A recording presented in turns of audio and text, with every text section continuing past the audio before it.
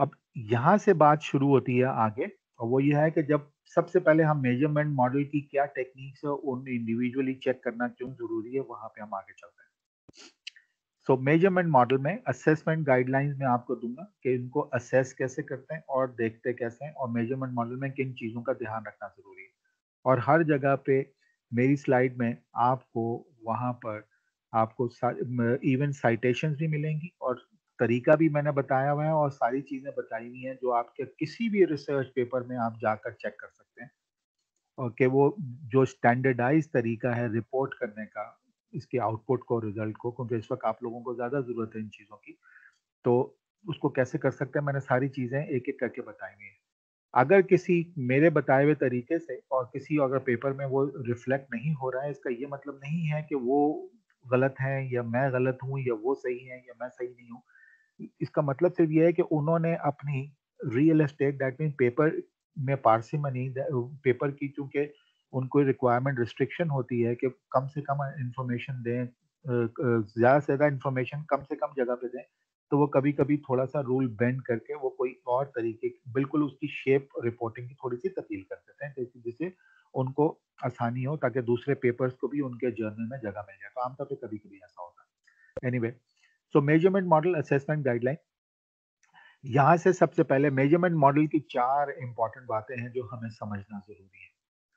ठीक है, और ये जो प्रेजेंटेशन है, इस प्रेजेंटेशन में रिकॉर्डिंग तो हो रही है, लेकिन इस प्रेजेंटेशन की सारी बातें जो हैं वो आपके पास मौजूद हैं, जो ऑलरेडी मैं एक वेबसाइट आप लोगों से शेयर कर चुका हूँ आपके ग्रुप में, और वो वेबसाइट वहाँ मौजूद है। अब मैं यहाँ पे ब्रेक करके मैं आपको वो वेबसाइट दिखाता हूँ, ताकि आपको तसल्ली हो जाए कि ये वेबसाइट मैं ऑलरेडी शेयर कर चुका हूँ। और मैं यहाँ पे I am just taking the break and वो फ्रॉम द स्लाइड, और मैं यहाँ पे I just come over.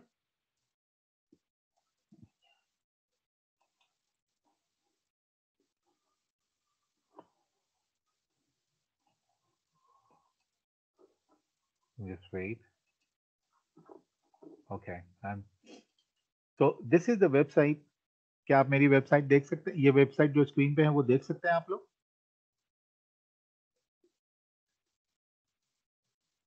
Yes, sir.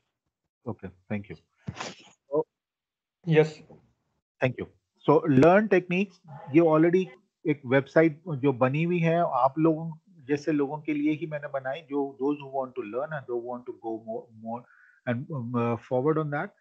और अभी ज़ाहिर अभी फिलहाल एक काफ़ी अरसे से यही रखी हुई थी, क्योंकि लोग ज़्यादातर रुझान ये था। मेरी दूसरी वेबसाइट्स हैं जो अब गूगल की वजह से, क्योंकि गूगल ने अपनी वेबसाइट का जो वो है स्ट्रक्चर वो तब्दील कर दिया, तो मेरी पुराने क्लासिक में बनी हुई हैं, तो उनमें से मैं चंद जो यहाँ पे हैं वो सबसे पहले मैंने PLSSM को कन्वर्ट करके यहाँ बना दिया, ताकि वो और दूसरे लोगों के लिए आसानी भी हो। अभी फिलहाल और वक्त के साथ साथ keep on bringing that, because website आप इन ये इस किस्म की वेबसाइट आप in using since 2005 I believe 2006। तो एनीवे, लेकिन उस वक्त PLSSM नहीं था डेफिनेटली, तो वो मैंने उसको नहीं काम किया था, लेकिन मैंने काम नहीं किया। ओके, सो PLSSM में अगर आप इस पे आते हैं और यहाँ पे फॉर एग्जांपल PLSSM में दिखाता, मैं उसमें जा नहीं रहा हूँ, या फिर चले जाते हैं, उसमें वीडियो लिंक्स भी हैं और उसमें डाउनलोड्स भी हैं। तो ये जो अगर यहाँ पे अगर हम आते हैं for that matter, if you go to like PLSSM में, तो लाइक वीडियो लिंक्स भी हैं और डाउनलोड भी हैं। मैं डाउनलोड में आपको लेके जाना चाहता हूँ और वहाँ पे आपको चंद चीज़ें बताना चाहता हूँ, ताकि आपको तसल्ली रहे। आप इसे डाउनलोड कर सकते हैं आप ही के लिए, ठीक है, उसमें कोई रिस्ट्रिक्शन नहीं है किसी किस्म की भी। और ये डाउनलोड में automatically they are few things that you should download में। भी और भी चीज़ें हमें जरूरत पड़ेगी, तो वो अभी हैंडआउट्स है इसमें। लाइक मीडिएशन एनालिसिस कोई अगर काम कर रहा है, तो उसके अंदर like there is a good paper mediating analysis का, और सिंपल है। गुड पेपर का मतलब है जो मुझे समझ में आ जाता है, जो मेरे स्टूडेंट्स के लिए या आप लोग से लोग माशाल्लाह मेरे को, तो उनके लिए बहुत अच्छी तरह से जो चीज़ समझ आती है, मेरे लिए वो अच्छी है। इसी तरह से there is a handout, जो ये भी जो प्रेजेंटेशन मैं आपको दे रहा हूँ, ये प्रेजेंटेशन ये वाली यहाँ पड़ी हुई है, यू कैन डाउनलोड।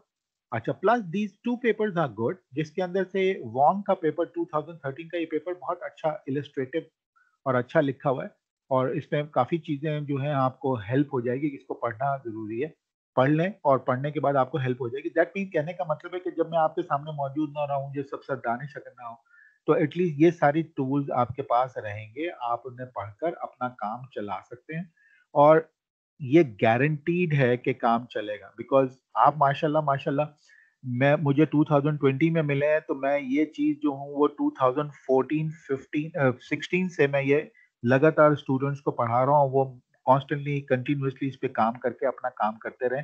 सिर्फ वेबसाइट की अब शक्ल मैंने चेंज की, वरना चीजें यही और दूसरी चीजें थी उसमें। ये सब चीजें ऑलरेडी उनके लिए अवेलेबल है। प्रेजेंटेशन मैंने बाद में बना ली थी 2018 19 में 17 में। तो ये सब चीजें ऑलरेडी अवेलेबल है, सिर्फ आपको बताना था। अच्छा, इसके अंदर ना जो वीडियो लिंक्स में भी अगर चले जाएं, अच्छा मोबाइल पे ये बहुत अच्छी तरह बहुत आसानी से बहुत बेहतरीन तरीके से खुलती है वेबसाइट। इसके अंदर भी ये डिफरेंट है। मिसाल के तौर पे डेरेक ऑन की प्रेजेंटेशन है, पूरी प्लेलिस्ट है, और प्लस नीरज कौशिक की प्लेलिस्ट है, जेम्स गैस्किन, विकास अग्रवाल और सैफी यूसुफ, इनकी प्रेजेंट पूरी प्लेलिस्ट है। Respectively they are good people in terms of, या एटलीस्ट उन्होंने दिया हुआ है वो हमें अपनी वीडियो हमारी क्लास के लिए, तो दैट्स अ वंडरफुल। अदरवाइज ये सारी रिसोर्सेज मौजूद है, इनको आप देख सकते हैं जिसमें आपको बेहतर लगे और जिस तरह से you would like to learn and do it more. मैं आमतौर पे मेरा फेवरेट काम यही है कि अगर में से कोई चीज़ मुझे समझ नहीं होती है या कोई चीज़ होती है, तो मैं से कोई एक वीडियो में खोल लेता हूँ। I just make a good cup of tea for myself, मैं खुद बना के पर आराम से, फिर then I take sip and just listen के व्हाट दे आर सेइंग, और उसके बाद फिर मैं इसको प्रैक्टिकली प्रैक्टिस भी कर लेता हूँ। और ये हो जाता है, क्योंकि ज़्यादा प्रैक्टिस में अगर होंगे तो ज़्यादा अच्छा होगा। सो दिस इज समथिंग, ये वेबसाइट के लिए, ये आपके लिए ऑलरेडी है, और इसकी वेबसाइट का लिंक मैं आपके ग्रुप में ऑटोमेटिकली शेयर कर चुका हूँ। ठीक है, उसमें आप देख सकते हैं तो लर्न टेक्निक्स, अगर आप इसको देखेंगे। Fine, so I drop over here, I come back to my own slide now again. Measurement model, model assessment, ये सारी जो प्रेजेंटेशन मैं कर रहा हूँ ये सारी चीजें वहां पे मौजूद हैं, और इससे ज्यादा भी इंफॉर्मेशन मौजूद है, और ये जस्ट द बिगिनिंग। हालांकि वीडियो बहुत एक्सटेंसिवली मैंने वहां पे कलेक्ट करते हैं, लेकिन हैंडआउट तो कम है, लेकिन क्योंकि लोग पढ़ने से जरा कम और वीडियो में भी ज्यादा देखने से excuse me, they might be पढ़ने में they might be interested, तो मैं not interested, they might be interested in watching videos, मैंने फिर वीडियो पे ज्यादा कंसंट्रेट किया हुआ था फिलहाल। अदरवाइज जाहिर है इनकी साइटेशन और उसके जो पेपर्स हैं वो लाजमी तौर पे डाउनलोड भी करने जरूरी होता है। Anyway, so measurement model assessment में there are 4 things that we need to consider, we need to understand. ये चारों चीजें कैलकुलेट हम करेंगे, कैलकुलेट करने के बाद इनकी रिपोर्टिंग करेंगे। मैं अभी क्या करूंगा, बहुत सिंपल अंदाज में, फिलहाल एक मॉडल बना हुआ है, वो मॉडल बना के मैं अभी आपको ये बताता हूँ कि मॉडल जो बना हुआ है उस मॉडल में जो है उसमें हम indicator reliability, convergent validity, internal consistency और डिस्क्रिमिनेंट वैलिडिटी कैसे चेक करेंगे उसको, और फिर रिपोर्ट कैसे करेंगे। रिपोर्ट करने का तरीका भी आपके सामने जो है मैं वो आपको सिर्फ दिखाऊंगा कि ये वाला फॉर्मेट है, और अगेन इस प्रेजेंटेशन के अंदर ही मौजूद है। लेकिन जो स्मार्ट पीएलएस सॉफ्टवेयर के ऊपर ये चीज कैलकुलेट कैसे करते हैं, ये भी मैं आपको प्रैक्टिकली स्मार्ट पीएलएस सॉफ्टवेयर में ये मैं आपको दिखाऊंगा। एक चीज, एक और रिक्वेस्ट है, मॉडल कैसे बनता है। मॉडल में ये बेसिक वीडियोस हैं, ये बेसिक वीडियो में आप इन सारे वीडियोस में से किसी की भी वीडियोस में देख लेंगे तो ये मॉडल कैसे बनाया जाता है, इंडिकेटर वेरिएबल्स कैसे, वो सारी वीडियोस आप देख लेंगे तो आसानी है। Because I am moving forward, ये बहुत ही बेसिक चीजों में हम नहीं जाएंगे, हम जाएंगे कि एनालिसिस कैसे किया जाएगा, एनालिसिस की रिपोर्टिंग कैसे होती है, वो सारी चीजें, क्योंकि अब सब चीजें अवेलेबल है वीडियोस में, तो वो आप देख सकते हैं। तो we can cut time and we can move directly to the main interested area, जहाँ पे हम ज्यादा कंसंट्रेट करके हम अपने आप को फायदा पहुंचा सकते हैं। ओके, सो इंडिकेटर रिलायबिलिटी, कन्वर्जेंट वैलिडिटी और इंटरनल कंसिस्टेंसी, डिस्क्रिमिनेंट वैलिडिटी, ये चारों चीजें, ये चार अनासिर हों तो समझ लें इस तरह बनता है मेजरमेंट मॉडल असेसमेंट का पूरा वर्क। और ये चारों चीजों को we will like to go and move forward on that. So अब मैं पहले इनको एक एक करके एक्सप्लेन करूंगा। दैट मीन्स कि इंडिकेटर रिलायबिलिटी क्या है, और कन्वर्जन वैलिडिटी, इंटरनल कंसिस्टेंसी और डिस्क्रिमिनेंट वैलिडिटी। ख्याल रखिएगा मेजरमेंट मॉडल है, मेजरमेंट मॉडल क्या कहलाता है, आउटर मॉडल पहले हम डिस्कस करते हैं, ठीक है। और उसमें यहाँ पे मैंने पहले जो रेड रेक्टेंगल्स हैं, इसका मतलब है कि ये हमें एनालिसिस एक ही मर्तबा करना पड़ेगा। जरा ये बड़ी इंपॉर्टेंट बात एक और भी है, एनालिसिस हमें एक ही मर्तबा करना पड़ेगा। उस एक ही मर्तबा एनालिसिस के अंदर जो है वो वो पूरे मॉडल को एनालाइज करता है, जिसके अंदर सिर्फ पढ़ने के लिए हम रेड वाली बातें पहले पढ़ेंगे और उसको रिपोर्ट करेंगे। फिर उसी एनालिसिस जो कि हमारे सामने होगा, फिर हम ग्रीन वाली बातें पढ़ के हम उसको रिपोर्ट करेंगे। एनालिसिस बार बार, या यहाँ पे अगर 3 रेड है और 1 ग्रीन है तो 4 मरतबा नहीं करना पड़ेगा। ये एनालिसिस जो है वो एक ही मरतबा करना पड़ता है। एक करना, उसके बाद उसके अंदर से सिर्फ अपनी रिस्पेक्टिव चीजें पढ़ के हम आपको उसको रिपोर्ट कर देते हैं। Fine. So let's move on. Indicator reliability. Indicator reliability is the concept is the indicator reliability denotes the proportion of indicator variance that is explained by the latent variable. मतलब यह है कि वो जो चीज जिससे आपने ऑब्जर्व किया डेटा, वो ऑब्जर्व जो डेटा किया या जिनसे आपने डेटा लिया, जिनसे मराद रिस्पोंडेंट नहीं है, जिन तरीकों से लिया, वो इंडिकेटर जो है वो कितना अच्छी तरह से एक्सप्लेन कर रहा है लेटेंट वेरिएबल को। ठीक है। मिसाल के तौर पे ये बिल्कुल आसान कॉन्सेप्ट है, मैं बताऊं। मिसाल के तौर पे कि किसी स्टूडेंट की अगर इंटेलिजेंस चेक की करने की कोशिश हो और इंटेलिजेंस अगर लेटेंट वेरिएबल हो, तो उस फिर मुख्तलिफ तरीकों से इंटेलिजेंस पर कमेंट किया जा सकता है। मिसाल के तौर पे एक इस तरह अगर कोई एडवाइस करे और कहे कि अच्छा एक काम करते हैं कि इनका पेंटिंग का टेस्ट ले लेते हैं, अगर ये पेंट अच्छा करते हैं तो ही मे बी इंटेलिजेंट। लेकिन इत्तेफाक से पेंटिंग और इंटेलिजेंस का ताल्लुक क्रिएटिविटी से ज्यादा है, जीनियसनेस से ज्यादा है, लेकिन इंटेलिजेंस से जरा कम नजर आता है। तो फाइन, तो फिर कोई और एडवाइस करे कि अच्छा एक काम करते हैं मैथ्स की एबिलिटी ले लेते हैं, क्योंकि मैथ्स अगर ये थोड़ा सा tricky maths, not difficult but tricky maths अगर कर ले तो वो फिर ज्यादा बेहतर तौर पे बेसिक एरिथमेटिक हो तो उसका स्कोर अगर आ जाए तो बहुत अच्छा वो इंटेलिजेंट कहलाए।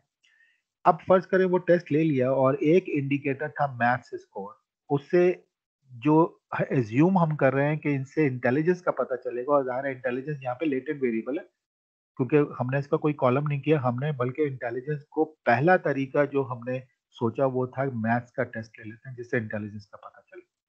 प्लस दूसरा, अगर हम उनके कोई प्रॉब्लम सॉल्विंग सिनारियो में उसी स्टूडेंट को अगर हम बोलें कि अच्छा ये एक प्रॉब्लम है इसको सॉल्व करो, तो देखते हैं कि वो कितनी आसानी से, चाहे वो मैथमेटिक्स नहीं है ना वो किसी और तरीके पर, जब मे बी फिजिकली कोई चीज है और उसको वो प्रॉब्लम सॉल्व करते हैं, जो आमतौर पे गेम्स होते हैं, तो उसको वो जो मेज वाला गेम है, मेज वाले का मतलब है कि वो जो बॉल्स आपने देखी प्लास्टिक की डब्बी के अंदर जो है वो कितना जल्दी अ, कितना बैलेंस करके, और किस तरह से, बहुत सारी गेम्स हैं इस तरह के, तो वो उसमें एनालाइज करते हैं। तो ये दूसरा तरीका हो गया। अब ये जो इंडिकेटर्स दो हैं, मेज वाला गेम और मैथ्स का स्कोर, ये दोनों इंडिकेट करेंगे कि वो शख्स कितना इंटेलिजेंट है। अब ये जरूरी नहीं है जो मैं ये डिफाइन कर रहा हूँ ये दोनों ही टेस्ट इंटेलिजेंस को जाहिर करते हैं, मैंने फिलहाल एग्जाम्पल के तौर पे कह दिया आपको।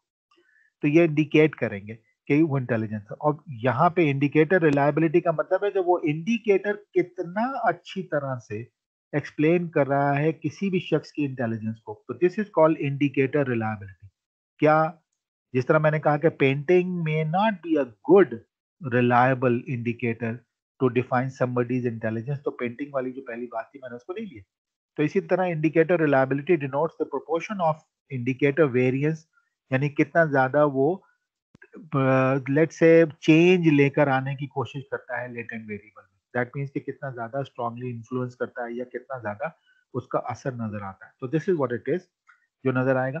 तो उसमें आमतौर पे जो क्राइटेरिया है इंडिकेटर लोडिंग्स का क्राइटेरिया नीचे किस तरह इवेलुएट करते हैं स्मार्ट पीएलएस सॉफ्टवेयर में, वो इंडिकेटर लोडिंग्स, अगर इंडिकेटर लोडिंग दैट मीन्स के इंडिकेटर के दरमियान से लेकर और लेटेंट वेरिएबल तक के दरमियान जो एरो है उसके ऊपर लोडिंग लिखी हुई आती है। मैं यहाँ पे फिजिकली आपको मैं दिखाता हूँ। तो यहाँ पे कि अगर ये इंडिकेटर 1 है और इंडिकेटर 1 में इंडिपेंडेंट वेरिएबल है, तो यहाँ पे जो नंबर लिखे हुए आएंगे that is the respective loading of it. ठीक है, और वो उसको वो यहाँ पे नजर आएंगे। अच्छा, यहाँ पे एरो जो है वो इसके डायरेक्शन जो है उसकी राइट साइड पे जा रही है। डजंट मैटर, अभी फिलहाल हम वो वाली चीज एक्सप्लेन नहीं कर रहे हैं कि फॉर्मेटिव और रिफ्लेक्टिव क्या है, लेकिन ये समझ लीजिए कि ये वाला इंडिकेटर बिलोंग करता है ऐसी वेरिएबल। तो ये उसकी लोडिंग यहाँ पे लिखी हुई आएगी। ओके, अभी हम देखते हैं वो सारी हम चीजें देखेंगे, अभी सिर्फ मैं आपको वैसे समझा रहा हूँ।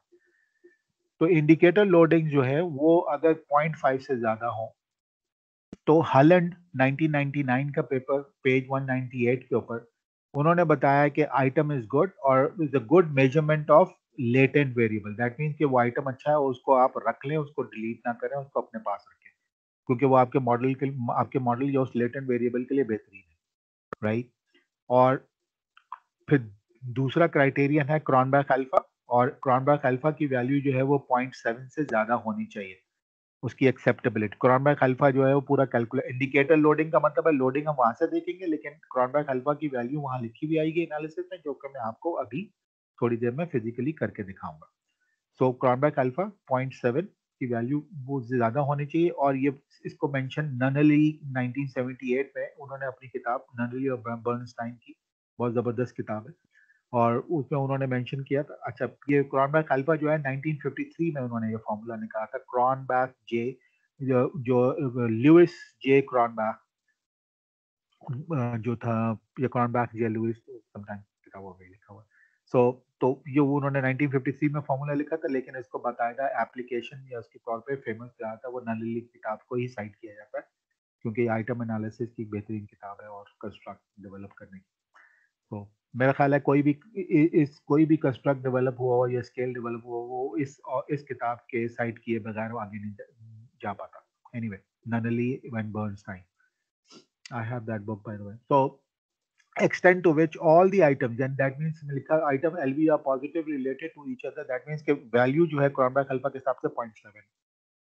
यहाँ पे एक चीज इंपॉर्टेंट कहनी है कि क्रॉनबैक अल्फा को आमतौर पे स्मार्ट पीएलएस या पीएलएस एसईएम में जो है उसमें ज्यादा अप्रिशिएट नहीं किया जाता।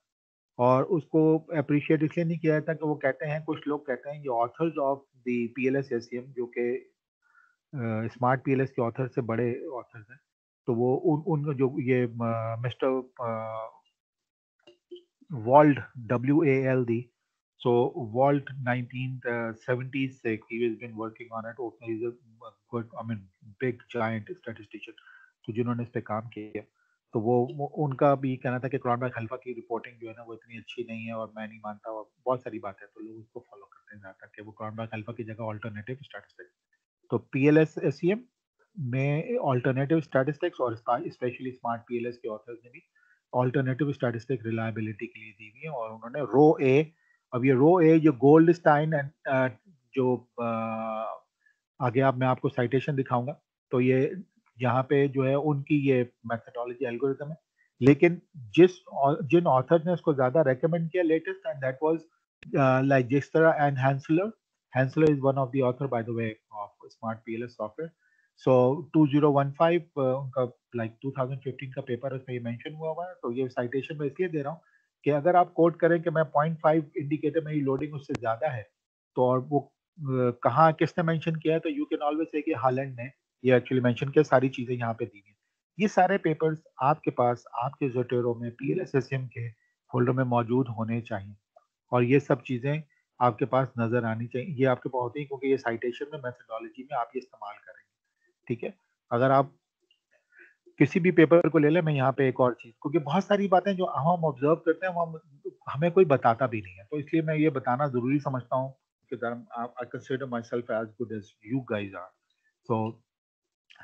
तो अगर आप गौर से देखें, जो PLS SEM के ऊपर कोई पेपर है, और वो पेपर के अंदर आप रिसर्च पेपर में देखें, तो मेथोडोलॉजी में जितनी साइटेशंस है, आप यकीन करें उससे कम या उससे तकरीबन थोड़ी सी ज्यादा ही साइटेशन मेथोडोलॉजी में आपको नजर आएंगी। ये आप अपना पेपर, बेशक जो बेस पेपर आपके पास है, अगर उसमें PLS SEM लगा हुआ है, आप इसे खोल के चेक कर लीजिए, तो there are so many citation. और मैं पिछली प्रेजेंटेशन में भी आप लोगों को बार बार ये बताता हूँ कि कम से कम 88 और 90 जो है वो रिसर्च पेपर्स का पढ़ा हुआ होना चाहिए, just to do and to create the right kind of a methodology out of a software, जिससे आप करें, जिसमें आपको पता होना चाहिए। जरूरी नहीं हर चीज रहती है, जरूरी नहीं, वो मुझे भी याद नहीं आती है, और इसमें से बहुत सारी चीजें मुझे याद इसलिए नहीं रहती हैं कि मुझे नहीं याद, मुझे सिर्फ ये याद है 0.7 0.5 का क्राइटेरिया, और ऑफ कोर्स क्रॉनबैक का तो पिछले एक्सपीरियंस से 0.7 है। जितना काम करते जाते हैं आपको पता चल जाता है कि रो ए भी 0.7 से ज्यादा, और ये किससे कहा हुआ, ये इन्होंने कहा हुआ। So this is, you do it. ये सिर्फ अभी मैं बता रहा हूँ इंडिकेटर रिलायबिलिटी क्या है, फिर उसके बाद इसको कैसे करेंगे, कैसे पढ़ेंगे, ये भी मैं अभी आपको बताऊंगा थोड़ी देर। ओके, कन्वर्जेंट वैलिडिटी, अगेन ये कन्वर्जेंट वैलिडिटी है, ये is the extent to which, अब ये सारे जो है ना सारे आइटम्स, अगेन मैं लव्स आइटम और मैनिफेस्ट वेरिएबल और इंडिकेटर वेरिएबल, ये डिफरेंट इंटरचेंजली इस्तेमाल होते हैं, इसलिए मैं भी यूज करूंगा। So convergent validity is the extent to which an item correlates positively with other item. That means कि किसी भी एक construct, किसी भी एक latent variable के जो indicators हैं वो आपस में correlate करना चाहिए और positively उनको correlate करना चाहिए. Correlate का मतलब highly correlated तो नहीं, लेकिन एक somewhat एक जो reasonable correlation है, और वो reasonable correlation आमतौर पे 0.5, 0.6, 0.8, not to the extreme 0.9 or something like that. लेकिन वो रीजनेबल कोरिलेशन वो एग्जिस्ट करनी चाहिए. अब ये अगेन एक अलग सब्जेक्ट है, वो रीजनेबल कोरिलेशन क्या चीज होती है वो खैर अलग है. So positively with other items of that same construct. मैं यहाँ पे वापस जा रहा हूँ और वापस जाके मैं आपको वो बताना चाहता हूँ कि यहाँ पे जो जिक्र है वो ये है कि इंडिपेंडेंट वेरिएबल ए अगर फिलहाल बात कर ले, जो पहला जो लेटेंट वेरिएबल है उस के जो 3 इंडिकेटर्स हैं, excuse me, indicator 1, indicator 2, indicator 3, इन तीनों के दरमियान कोरिलेशन की बात हो रही है. ठीक है, वो दूसरे लेटेंट वेरिएबल के 4, 5, 6 की बात नहीं हो रही है. ये जो इन तीनों के दरमियान 1, 2, 3 है, इनके दरमियान अगर कोरिलेशन है और पॉजिटिवली है तो फिर ये कन्वर्जेंट वैलिडिटी के मेजरमेंट के हिस्से में आएगा. तो this is what I mean to say. फिर वापस इधर मैं आऊंगा और आपको समझाऊंगा एक और चीज जो आगे आएगी. तो this is what it is convergent validity. और फिर उन्होंने कहा कि कन्वर्जेंट वैलिडिटी अगर ये, और इसको एस्टैब्लिश करने के लिए सॉफ्टवेयर ऑटोमेटिकली कैलकुलेट करके देगा, सिर्फ आपने पढ़ना है. क्या पढ़ना है? To establish convergent validity researchers consider the outer loading. Outer loading आपने पढ़नी है, कहाँ से पढ़नी है, कैसे पढ़नी है, ये तक मेरी प्रेजेंटेशन में दिया हुआ, आपको फिक्र करने की जरूरत नहीं. मैं आपको सिर्फ बताऊंगा ताकि आपको जल्दी से आसानी हो जाए. और याद रखिए ये प्रेजेंटेशन मैंने तब बनाई थी जब स्टूडेंट के साथ काम कर करके उनको जहाँ कहीं मुश्किलात हुई समझने में, तो फिर मैंने इसको ज्यादा कस्टमाइज कर दिया और आसान बनाने की कोशिश की. जाहिर है परफेक्ट नहीं, लेकिन इसी तरह ही मैं सीखता हूँ. आप लोगों की क्वेश्चन, आप लोगों की जो भी सजेशन होते हैं उसके बाद. To establish convergent validity, researcher consider the outer loadings of the indicators. Outer loadings को देखते हैं. और फिर आउटर लोडिंग्स के अलावा भी, आउटर लोडिंग्स क्या है, आउटर लोडिंग को देखने के बाद अलावा भी एवरेज वेरिएंस एक्सट्रैक्टेड एवीई की वैल्यू को भी पढ़ते हैं. अब एवीई एवरेज वेरिएंस एक्सट्रैक्टेड क्या है, again I will not go into statistics कि ये एक्चुअली एवरेज वेरिएंस एक्सट्रैक्टेड क्या है. अब फिर एवरेज वेरिएंस एक्सट्रैक्टेड जो है वो प्राइमरीली किन चीजों पे बेस करता है, और वो जो बेस करता है वो फिलहाल हमारे डिस्कशन में नहीं है, अभी इसको मैं इग्नोर कर. लेकिन एवीई की वैल्यू जो है वो क्या, इसके एवीई की डेफिनेशन को आप पढ़ भी सकते हैं, क्योंकि पहले एक बड़ी चीज आपके हाथ में आ जाए, काबू हो जाए, समझ में आ जाए, फिर उसकी एक छोटी कॉन्सेप्ट डेफिनेशन को भी आप पढ़ सकते हैं, देख सकते हैं.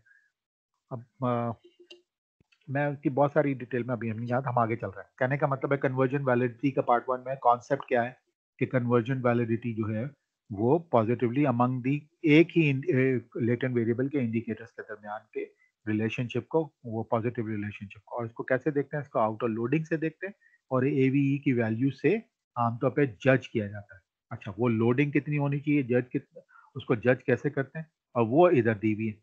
इसको इवेलुएट कैसे करेंगे, और वो एस्टैब्लिश रूल ऑफ थंब है, latent variable should explain the substantial part of each indicator variance. That mean कि वो लेटेंट वेरिएबल को अच्छी तरह से एक्सप्लेन करना चाहिए हर एक का. तो कहने का मतलब 50% तो कम से कम एक्सप्लेन होना चाहिए ना, इंडिकेटर वेरिएंस का 50% हिस्सा एक्सप्लेन करना चाहिए उसको, लेटेंट वेरिएबल को. तो 50% का मतलब है 0.5. अगर 0.5 है तो 0.5 का अगर आप स्क्वायर रूट निकालें, फिलहाल मैं कैलकुलेशन नहीं बता रहा हूं लेकिन बता रहा हूं, स्क्वायर रूट निकालना तो वो क्या निकलेगा, 0.708. इसीलिए इंडिकेटर्स की आउटर लोडिंग जो है, इंडिकेटर की आउटर लोडिंग जो है शुड बी अबव 0.708. 0.708 से इंडिकेटर की लोडिंग होनी चाहिए, क्योंकि इसी 0.70 को इसको स्क्वायर करें तो वो तकरीबन 0.50 के बराबर आता है, जो कि ऊपर मैंने डिफाइन किया हुआ है कि जो रूल ऑफ थंब है, वो रूल ऑफ थंब ये है कि लेटेंट वेरिएबल को वो substantial part of the each indicator variance को एक्सप्लेन करना चाहिए, और वो आमतौर पे एटलीस्ट 50% तो एक्सप्लेन करे उसका. वही मतलब कि इंडिकेटर वेरिएबल जो है वो कितना अच्छा एक्सप्लेन कर रहा है या मैथ्स स्कोर जो है, क्या वाकई एक मैथ्स स्कोर से किसी के इंटेलिजेंस का पता चलता है? तो इसका कम से कम ताल्लुक जो है किसी के इंटेलिजेंस के लेटेंट वेरिएबल के साथ 50% कम से कम उसका तो हो कि वो उसको डिफाइन करता हो इंटेलिजेंस को, कोई भी मैथ्स स्कोर किसी भी स्टूडेंट में। ये तो मैंने एक fictitious एग्जांपल ले ली थी, please don't get emotional on that. So इसमें this is what the concept is कि वो 50% है। Okay fine. तो एवीई की वैल्यू आसान हमारे लिए क्या है? आसानी ये है कि एवीई की वैल्यू जो है ना वो 0.5 से ज्यादा होनी चाहिए। ओके अगर एवीई की वैल्यू 0.5 से ज्यादा होगी तो क्या पता चलेगा? कन्वर्जन वैलिडिटी का पता चलेगा। ओके तो इसका मतलब है कि हमने क्या किया, मैं पीछे आ रहा हूँ, इंडिकेटर रिलायबिलिटी को हमने देख लिया, इंडिकेटर रिलायबिलिटी के बाद कन्वर्जन वैलिडिटी को देखिए। इंडिकेटर रिलायबिलिटी में हमने क्या देखा? इंडिकेटर रिलायबिलिटी में हम देखा कि भाई इंडिकेटर लोडिंग जो है वो 0.5 से ज्यादा होनी चाहिए। किसने बोला? हॉलैंड ने बोला। ओके और 0.7 हो चलेगा? बिल्कुल चलेगा। अच्छा फिर उसके बाद लेकिन 0.5 से ज्यादा हो, और हॉलैंड मैंने कोट किया, पेपर सामने रखा हुआ है, राइट? इसमें आप में से चंद लोग हैं जिनकी इंडिकेटर लोडिंग कम आ रही होगी, कोई बात नहीं, लेकिन यहाँ पे ये मैंने मेंशन किया हुआ है। ओके रो ए 0.6 से अगर ज्यादा हो तो अच्छा है, बाद लोगों ने 0.6 से भी ज्यादा बोला है, लेकिन 0.7 से ज्यादा हो तो बहुत ही आइडियल। एनीवे तो इसी तरह रो ए है 0.7 और 0.7 में भी 0.7 से ज्यादा होनी चाहिए, और फिर कोट किया हुआ। ओके इंडिकेटर लोडिंग में एवीई की वैल्यू का पता होना चाहिए। एवीई क्या चीज है? जो ऑलरेडी एवरेज वेरिएंस एक्सपेक्टेड, और वो 0.7 से यहाँ पे नीचे जो ऊपर मैंने एक्सप्लेन किया हुआ है कि 0.7 की वैल्यू आई कहाँ से? 0.7082 नीचे लिखा हुआ है क्राइटेरियन में, ब्लैक वाला जो मैंने टेबल बनाया हुआ है, उसमें एवीई की वैल्यू को 0.5 से ज्यादा कंसिडर करते हैं। और ये किसने कहा? किस पेपर में है? कोई अगर पूछे तो किसमें है? तो दो पेपर में, 1988 का बगोजी एंड जी, बगोजी साहब का बड़ा अच्छा काम है स्ट्रक्चर इक्वेशन मॉडलिंग पे। तो Bagozzi and Yi and Fornell and लार का वेरी फेमस पेपर 1981 का जो convergent validity and discriminant validity के ऊपर है, फॉरेन एंड लार के पेपर में। ये जरा मुश्किल पेपर है, मैथमेटिक्स से भरपूर है, और मुश्किल पेपर का मतलब कंफ्यूज हालत है और काफी, क्योंकि पीछे अगर ना पता हो बैकग्राउंड तो फॉरन एंड लार्जा का पेपर समझना पढ़ना मुश्किल हो जाता है। लेकिन इस तरह की वैल्यूज दूसरे लोगों ने काम करके बड़ा आसान बनाया हुआ है, जिससे हमें बड़ी आसानी होती है। तो 0.5 एवी की वैल्यू 0.5 होनी चाहिए, very simple rule. Now next we are moving to internal consistency. अच्छा इंटरनल कंसिस्टेंसी में again it is like assess CR, इसको सीआर वैल्यू कहते हैं, ठीक है? It is assess using Dillon Goldstein rho, और इसको ये रो जो मैंने वहां गोल्डस्टाइन रो से कैलकुलेट होते हैं। It is also known as composite reliability, और आमतौर पे कंपोजिट रिलायबिलिटी रिसर्च पेपर में कोड हुआ होता है, ये सीआर लिखा हुआ होता है। और इसको इवेलुएट कैसे करते हैं? अगेन बहुत आसान है, इसकी भी वैल्यू 0.7 से होनी चाहिए। 0.7 इंडिकेटर की लोडिंग, जो इंडिकेटर लोडिंग है उसकी 0.5 से ज्यादा, लेकिन यहाँ पे सी आर जो है वो 0.7 से ज्यादा होना चाहिए। बाकी सारी वैल्यूज 0.7 से ज्यादा ही होनी चाहिए। एवीई की वैल्यू 0.5 से ज्यादा होनी चाहिए। फाइन, ये सब बातें मेजरमेंट मॉडल के लिए चल रही है जो रिपीट होंगी। ओके और ये किसने कहा 0.7 से ज्यादा होना चाहिए? कहाँ लिखा हुआ है? तो आप बड़ी आसानी से बड़ी मजे से इसको कोट कर सकते हैं। जीफन स्ट्रॉब एंड बोडू का जो पेपर है 2000 का, इसको आप कोट कर सकते हैं या डाउनलोड किया जा सकता है। और ये सारी चीजें आप आसानी से गूगल स्कॉलर से भी डाउनलोड कर सकते हैं, बहुत सारे ये सारी पेपर्स होने चाहिए ये जो आपके पास और आपके उसमें साइट करने के लिए। ओके अब यहाँ पे एक इम्पॉर्टेंट बात है, अगर कोई इंडिकेटर आपका if they are low on accept, मैं आपको अभी एक मैं प्रैक्टिकल करके भी दिखाऊंगा, ठीक है? If indicators are low on acceptability threshold, acceptability threshold जो अभी मैंने पे डिफाइन किए हैं पीछे के 0.5 है, ये 0.6 है, सॉरी 0.7 से ज्यादा होना चाहिए। अगर इस वाले इंडिकेटर एक्सेप्टेबिलिटी थ्रेशोल्ड से अगर कम है तो रिमूव, हम इंडिकेटर्स को रिमूव करेंगे। ये एक प्रोटोकॉल है, ये एक तरीकाकार होता है जिसको आप इंडिकेटर को रिमूव करेंगे। बट यहाँ पे एक इम्पॉर्टेंट बात है, हम ऐसा नहीं करेंगे कि जहां जहां वैल्यू जो है वो 0.6 से कम या 0.5 से कम या 0.7 से कम ये कोई आ रही है तो हम उसको सारे वेरिएबल को एक साथ डिलीट कर देंगे, उसके बाद फिर हम दोबारा एनालिसिस करेंगे। नहीं, हम एक एक को बारी बारी डिलीट करेंगे। यानी फॉर एग्जांपल अगर कोई पहला है तो उसको हम डिलीट करेंगे, डिलीट करने के बाद हम उसको दोबारा रन करेंगे। अच्छा फिर उसके बाद हम सारी वैल्यूज नोट करेंगे और फिर चेक करेंगे कि कोई और 0.6 से कम तो नहीं आई इस मरतबा, ठीक है? और जब अब कोई कम नहीं आई या 7 से कम तो नहीं है कोई वैल्यू का, अगर कोई और कम है तो फिर उसको रिमूव करेंगे और फिर दोबारा जो है वो उसको रन करेंगे। तो कभी कभी ऐसा भी होता है कि आपके 5 वेरिएबल है, 5 में से 4 जो है डिलीट करने पड़ते हैं ड्यू टू एनी रीजन। अभी फिलहाल मैं उस डिटेल में नहीं जा रहा कि ऐसा क्यों होता है। तो वो कोई एक सिंगल वेरिएबल रहता है और सिंगल वेरिएबल की वैल्यू सही आती है। तो दिस इज अगेन मैंने जिस तरह आपको बताया अपना मॉडल दिखाते हुए कि कस्टमर CX सैट जो है वो कस्टमर सेटिस्फैक्शन, उसके अंदर से अगर सिंगल आइटम वेरिएबल है तो ये PLS SEM, ये स्मार्ट PLS की बात नहीं कर रहा हूँ मैं, PLS SEM के अंदर ये जो है ये एक्सेप्टेबिलिटी है कि आप उसे सिंगल आइटम वेरिएबल को भी डिस्कस कर सकते हैं। और कभी कभी जो बड़े लोग हैं जो ज्यादा काम करते हैं इस वाली फील्ड में, वो इस बात से चिढ़ते भी हैं और वो कहते भी हैं, ज्यादातर मराद मैं बाहर की बात कर रहा हूँ, तो वो चिढ़ते भी हैं, वो कहते हैं इसलिए PLS SEM अच्छा नहीं है, CBSE में, क्योंकि PLS SEM तो अपनी मर्जी से आप लोग चीजें मोड़ लेते हैं और अपनी सहूलत के लिए इसको डिफाइन कर लेते हैं। एनीवे, कोई गलत है। So remove the indicators, but always remove low indicators one at a time. और एक को रिमूव किया and run calculation again. Repeat for very low indicator, remove and run again. फिर रिपीट करें, फिर जो लो आ रहा है उसको डिलीट करें, फिर रन करें। तो हर मर्तबा एक एक करके रन करें, सारे एक साथ रिमूव ना करें। और फिर अपनी रिपोर्टिंग में आप मेंशन करें कि क्या रिमूव किया और under your result table in your study. वो मैं अभी आपको दिखाता हूँ, यानी आपने वो भी लिखना होता है कि मैंने कौन से वाले आइटम रिमूव किए। तो आइटम्स रिमूव करके आपको रिपोर्ट में लिखना होता है। अच्छा, फिर रिजल्ट्स कहाँ देखना है? रिजल्ट देखना है where to look for results, और ये सब लिखा हुआ मैं अभी रुक रहा हूँ और यहाँ रुक के मैं इसको एग्जिट कर रहा हूँ। Are you guys all with me? Yes, sir. Thank you so much, sir. आपको ये क्लियर हो गया कॉन्सेप्ट? Yes, yes, sir. ठीक है, गुड। और इसमें रिजवान कोई और कंफ्यूजन है? अब मेरा ख्याल है बहुत डिटेल में मैंने बात की और अब इंशाल्लाह कंफ्यूजन भी नहीं आएगा। मॉडल के तरीके से भी समझ गए, और वो मॉडल की शेप की वजह से हमें कंफ्यूजन आती थी कि वो एक कॉन्सेप्चुअल मॉडल कुछ और और स्टैटिस्टिकल मॉडल कुछ और है। ठीक है ना? Yes, sir. Now clear, sir. Thank you so much. You welcome, you are always welcome. ठीक है, गुड। किसी को कोई और सवाल है मीडिएशन और मॉडरेशन में?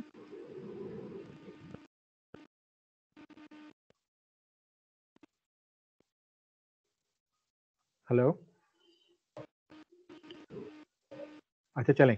देखिए, मैं एक और चीज बड़ी साफ एक और बात को बता दूं, याद रखिए मैं आपका कॉन्सेप्ट। जी सॉरी, आपकी आवाज नहीं है ये सर। हम इसी मॉडल में एक मॉडरेटर डाल के ताकि रन वन ये भी हो सकता है कि एक आप मॉडरेटर ऐड। जी वो सब मैं फिजिकली वैसे बताता हूँ, शायद वो मीनिंगफुल रिजल्ट ना आए क्योंकि वो may be different model example के तौर पे हो, लेकिन फिर भी मैं कोई एक मॉडल रन करके मैं यहाँ पे मैं डिफाइन कर दूंगा कि स्मार्ट PLS में कैसे करते हैं, मैं वही बता दूंगा।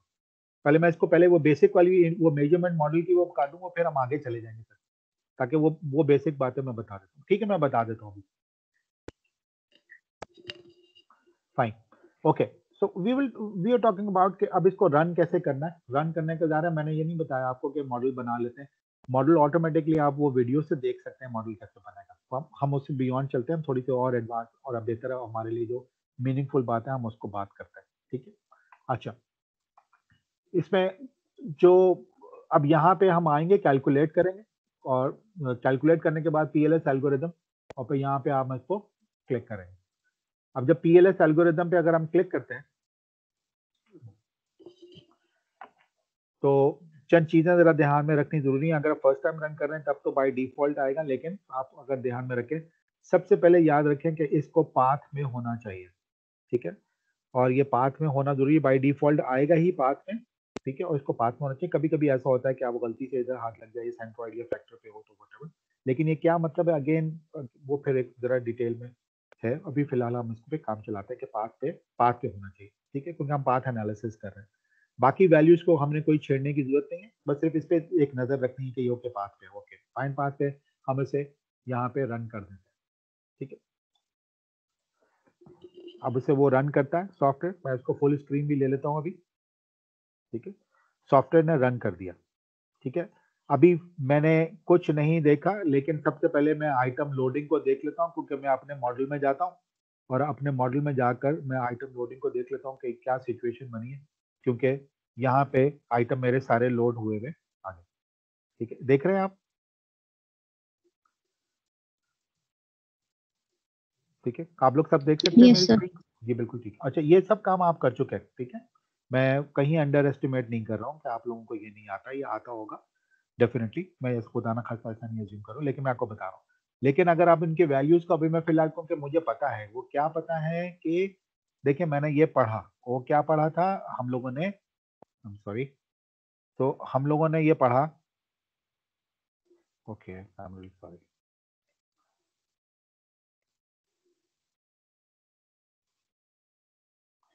हम लोगों ने ये पढ़ा कि इंडिकेटर लोडिंग जो है शुड बी ग्रेटर देन 0.5, ये 0.7 हो तो बहुत अच्छा, ठीक है।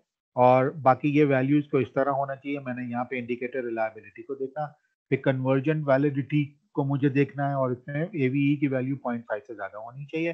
फिर उसके बाद मुझे सीआर की वैल्यू जो मुझे देखनी है वो 0.7 से ज्यादा होनी चाहिए। और उसके बाद फिर यहाँ पे लिखा हो अगर मैं कोई वेरिएबल को रिमूव करूंगा तो एक एक करके मैं रिमूव करूंगा, वन एट ए टाइम, सारों को एक साथ नहीं करूंगा, बिकॉज वो हर मरतबा नया रन करना पड़ेगा, और वो मैं अभी करके दिखाता हूँ। लेकिन इनको अभी फिलहाल मैं इंडिकेटर लोडिंग पे, अब हम इसको देख लेते हैं कि इंडिकेटर लोडिंग को कैसे चेक करें। तो इंडिकेटर लोडिंग को कैसे चेक करेंगे, मैंने ये मॉडल आपके सामने दिखाया, ठीक है। मॉडल जब दिखा दिया तो मैं वैल्यू देख रहा हूँ, तो मुझे इधर इस इंडिकेटर लोडिंग में कोई प्रॉब्लम नजर नहीं आ रहा, क्योंकि कोई भी वैल्यू जो है वो 0.7 से कम नहीं है, ठीक है। अगर मैं हॉलैंड के पेपर को देखूं तो 0.5 से ज्यादा ही है, ठीक है। और इधर से भी अगर मैं देखूं तो 0.5 से ज्यादा भी है, लेकिन एक जो थंब रूल है 0.7 से कम, फॉर एग्जांपल 0.615, ये एक ऐसी इंडिकेटर है जिसको मैं रिमूव कर दूं तो ज्यादा मेरा काम बेहतर हो सकता है, क्योंकि ये 0.7 के क्राइटेरिया जो आमतौर पे किताबों में भी लिखा हुआ है या आजकल रहे रिसर्च पेपर में भी है, तो वो उनके अंदर जो है वो ज्यादा 0.7 का क्राइटेरिया फॉलो कर रहे हैं। हॉलैंड के पेपर को अगर इग्नोर कर दें फॉर द टाइम नहीं, तो 0.7 का तो इस वजह से ये रिमूव किया जा सकता है। इधर अगर मैं देखूं वन बाय वन, तो इधर भी जो है मुझे कोई प्रॉब्लम नजर नहीं आई, सिवाय इस वाले वेरिएबल के प्रॉब्लम नजर आती है। अच्छा, इस वाले वेरिएबल की प्रॉब्लम देखने के लिए एक और चीज भी है। मिसाल के तौर पे मैं ये रिजल्ट पीएलएस एल्गोरिदम का देखूं, और एल्गोरिदम देख के मैं आउटर लोडिंग, क्योंकि ये आउटर मॉडल है तो इसलिए आउटर लोडिंग, और अगर क्योंकि ये रिफ्लेक्टिव अभी फिलहाल कंस्ट्रक्ट है तो आउटर लोडिंग बना, अदरवाइज वो आउटर पे वेट्स को भी लिया जाएगा जो अगर फॉर्मेटिव हो।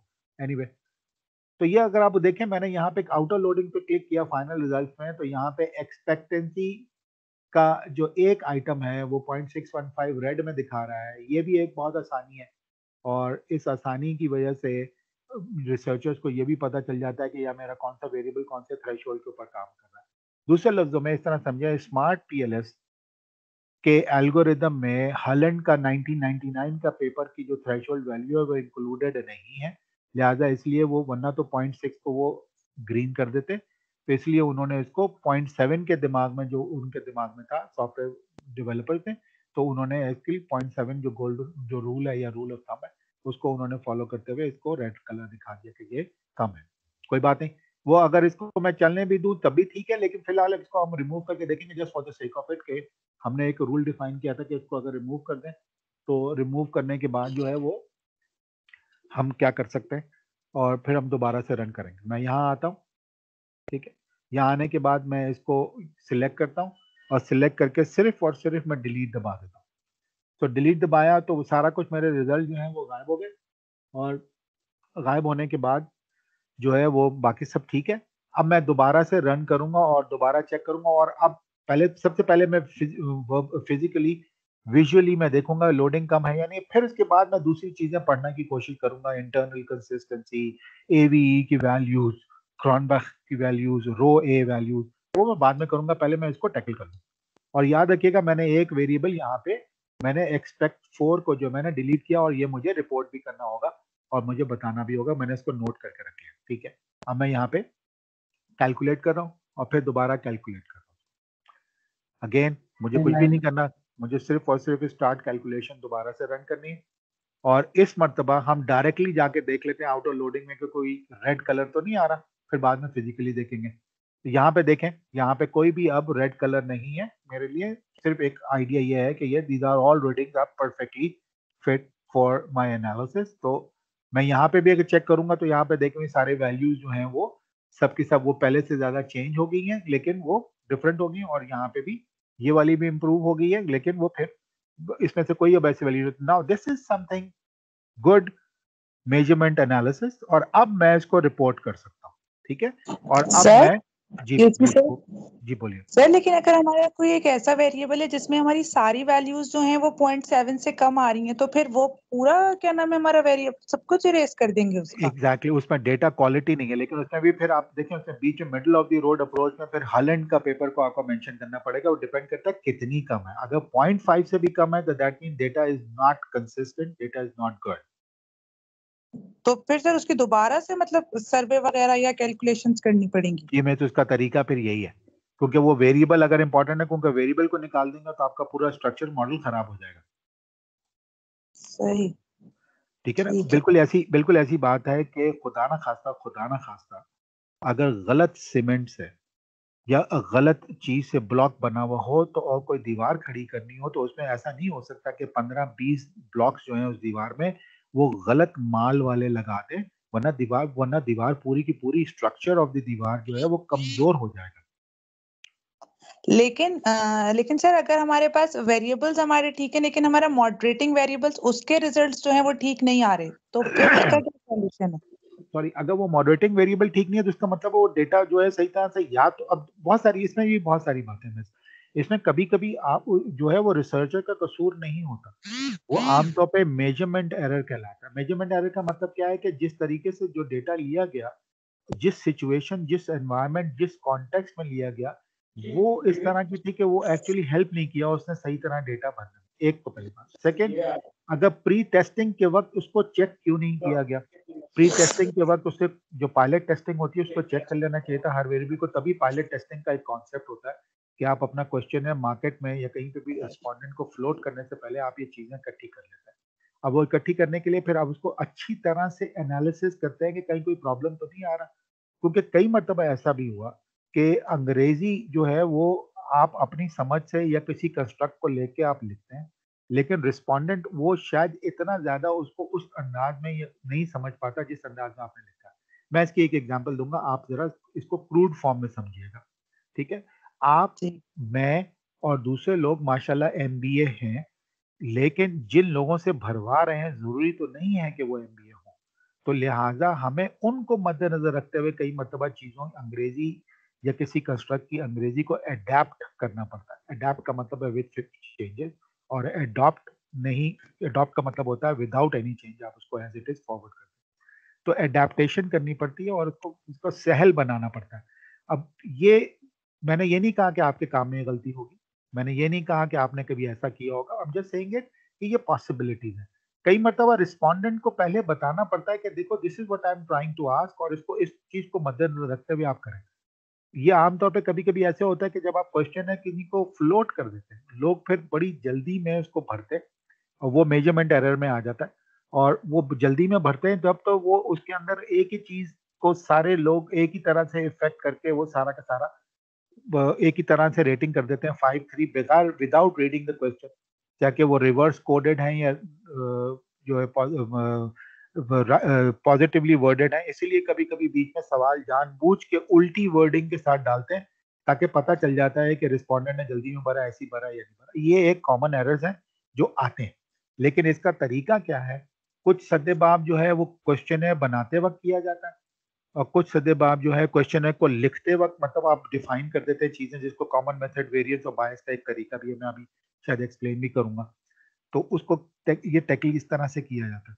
दूसरा, अगर कहीं अब देखें मॉडरेटर कोई भी वेरिएबल, मैंने कहा ना moderator is just like an independent variable के तौर पे काम करता है।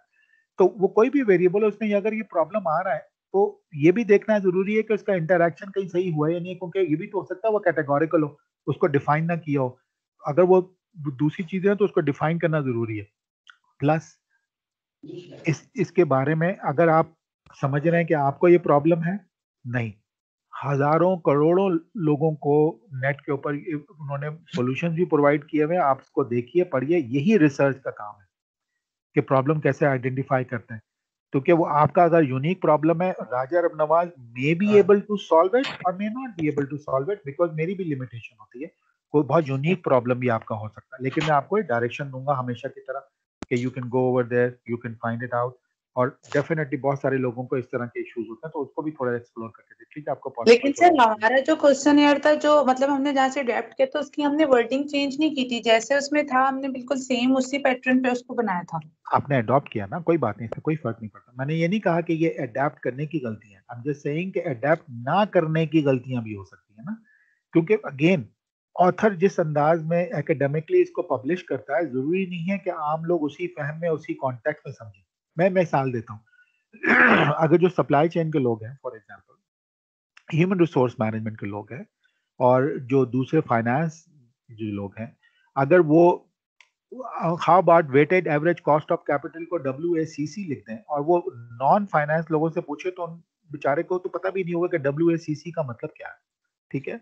या HRM वाले लोग जो है वो अगर JD लिख दें, जॉब डिस्क्रिप्शन को JD लिख दें, तो वो जो नॉन टेक्निकल पर्सन है उसको बिल्कुल नहीं पता चलेगा। इसी तरह सप्लाई चेन वाले अगर SCM लिख दें, सप्लाई चेन मैनेजमेंट, या may be absorptive capacity AC अगर वो लिखते हैं किसी भी कॉन्टेक्स्ट में, तो उनको अंदाजा नहीं होता। तो इसका मतलब है कि हमें ये देखना पड़ता है रिस्पोंडेंट प्रोफाइल क्या है, और रिस्पोंडेंट प्रोफाइल के हिसाब से फिर हम उसको थोड़ा सा कस्टमाइज और टेलर मेड करते हैं। कंस्ट्रक्ट हम दूसरे का क्वेश्चनर ले सकते हैं, जो कि तरीका भी यही है और अफजल तरीका है, और यही तरीका ज़्यादा माना भी जाता है, लेकिन उसकी अडेप्टेबिलिटी, अडेप्टेशन का मना कहीं भी नहीं है। हम उसे पे कॉन्टेक्स्ट के हिसाब से देखते हैं। तो ये बहुत बारीक बात है, इनका देखना और समझना बहुत ज़रूरी है। अच्छा, अब डेटा में मॉडरेट, अब इसका एक और बात भी है, यहाँ पे एक और चीज़ मैं बहुत इंपॉर्टेंट दिखाऊंगा, क्योंकि आपने रेज भी किया मिस, और ये आमतौर के लोगों के जहन में भी होता है, लेकिन इसको भी दो चीज़ें यहाँ मैं बहुत केयरफुल अंदाज में आप लोगों को समझाने की कोशिश कर रहा हूँ। आमतौर पे स्टूडेंट को जब इस तरह बताया जाए तो वो आमतौर पे इसी तरफ ही निकल पड़ते हैं, लेकिन वो विदाउट रियलाइजिंग के इसका फिर खतरनाक नतीजा भी निकलता है। वो नतीजा क्या है?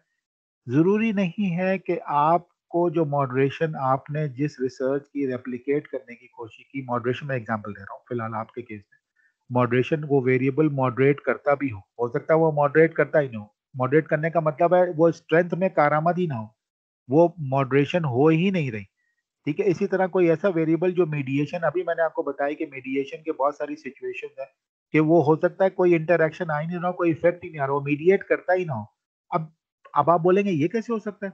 बाबा, जिन लोगों से आपने पूछा उन लोगों के जहन के हिसाब से जो रिस्पॉन्स मिला आपने उसी को रिपोर्ट किया, उसके हिसाब से वो ना मीडिएट कर रहा है, या इत्तेफाक से वो मॉडरेट अच्छा नहीं कर रहा, हालांकि उसको करना चाहिए था, या मीडिएट भी नहीं कर रहा। तो इसका मतलब आपका काम गलत है नहीं। अगर आपने एथिकली सही काम सब सही किया हुआ है तो आपका काम गलत नहीं है। ये भी एक नई चीज है। नई चीज इसलिए है कि आमतौर पे जो देखने में आया है उसको आपने उसको अदरवाइज पाया है, तो ये आप उसको रिपोर्ट करेंगे और बता देंगे। लेकिन फिर आप साथ साथ ये ध्यान में भी रखिएगा, थ्योरेटिकली कहीं ऐसा तो नहीं है कि ऐसा इम्पॉसिबल है।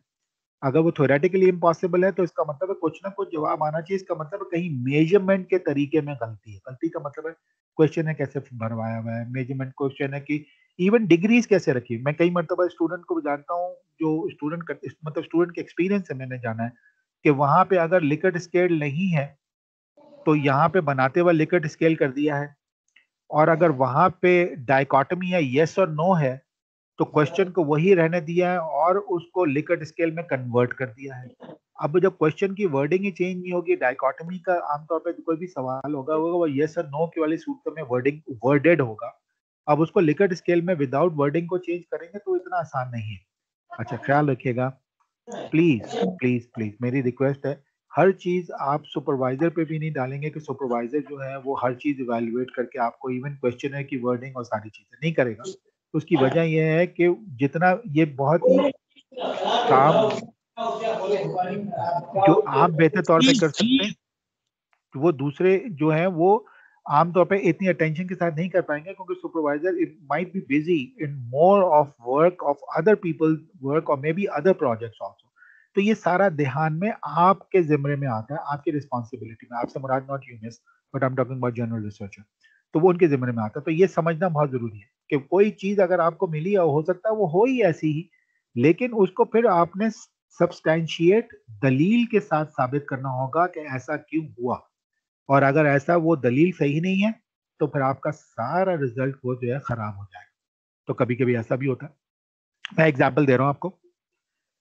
आप लोग जब ब्रेक होती है और सर्दियों के दिन हो या ना हो, मौसम कोई भी हो, फिलहाल एग्जांपल की बात कर रहा हूँ, ठीक है, मौसम को अभी फिलहाल इग्नोर करते हैं, दूसरे लफ्जों में मौसम एज ए मॉडरेटर को इग्नोर कर दें, तो आप लोग ब्रेक के दौरान जो है वो, मैं अगर बोलता हूँ कि ज्यादातर लोग पेप्सी पीते हैं, ठीक है, जो एक क्लास और दूसरे क्लास के दरमियान अगर ब्रेक होती फॉर एग्जाम्पल, वो ब्रेक में पेप्सी पीते हैं। अब ये मेरा हाइपोथेसिस है, आमतौर पे मैंने देखा है पेप्सी पीते हैं, लेकिन पता चला पेप्सी की टीम पीते हैं।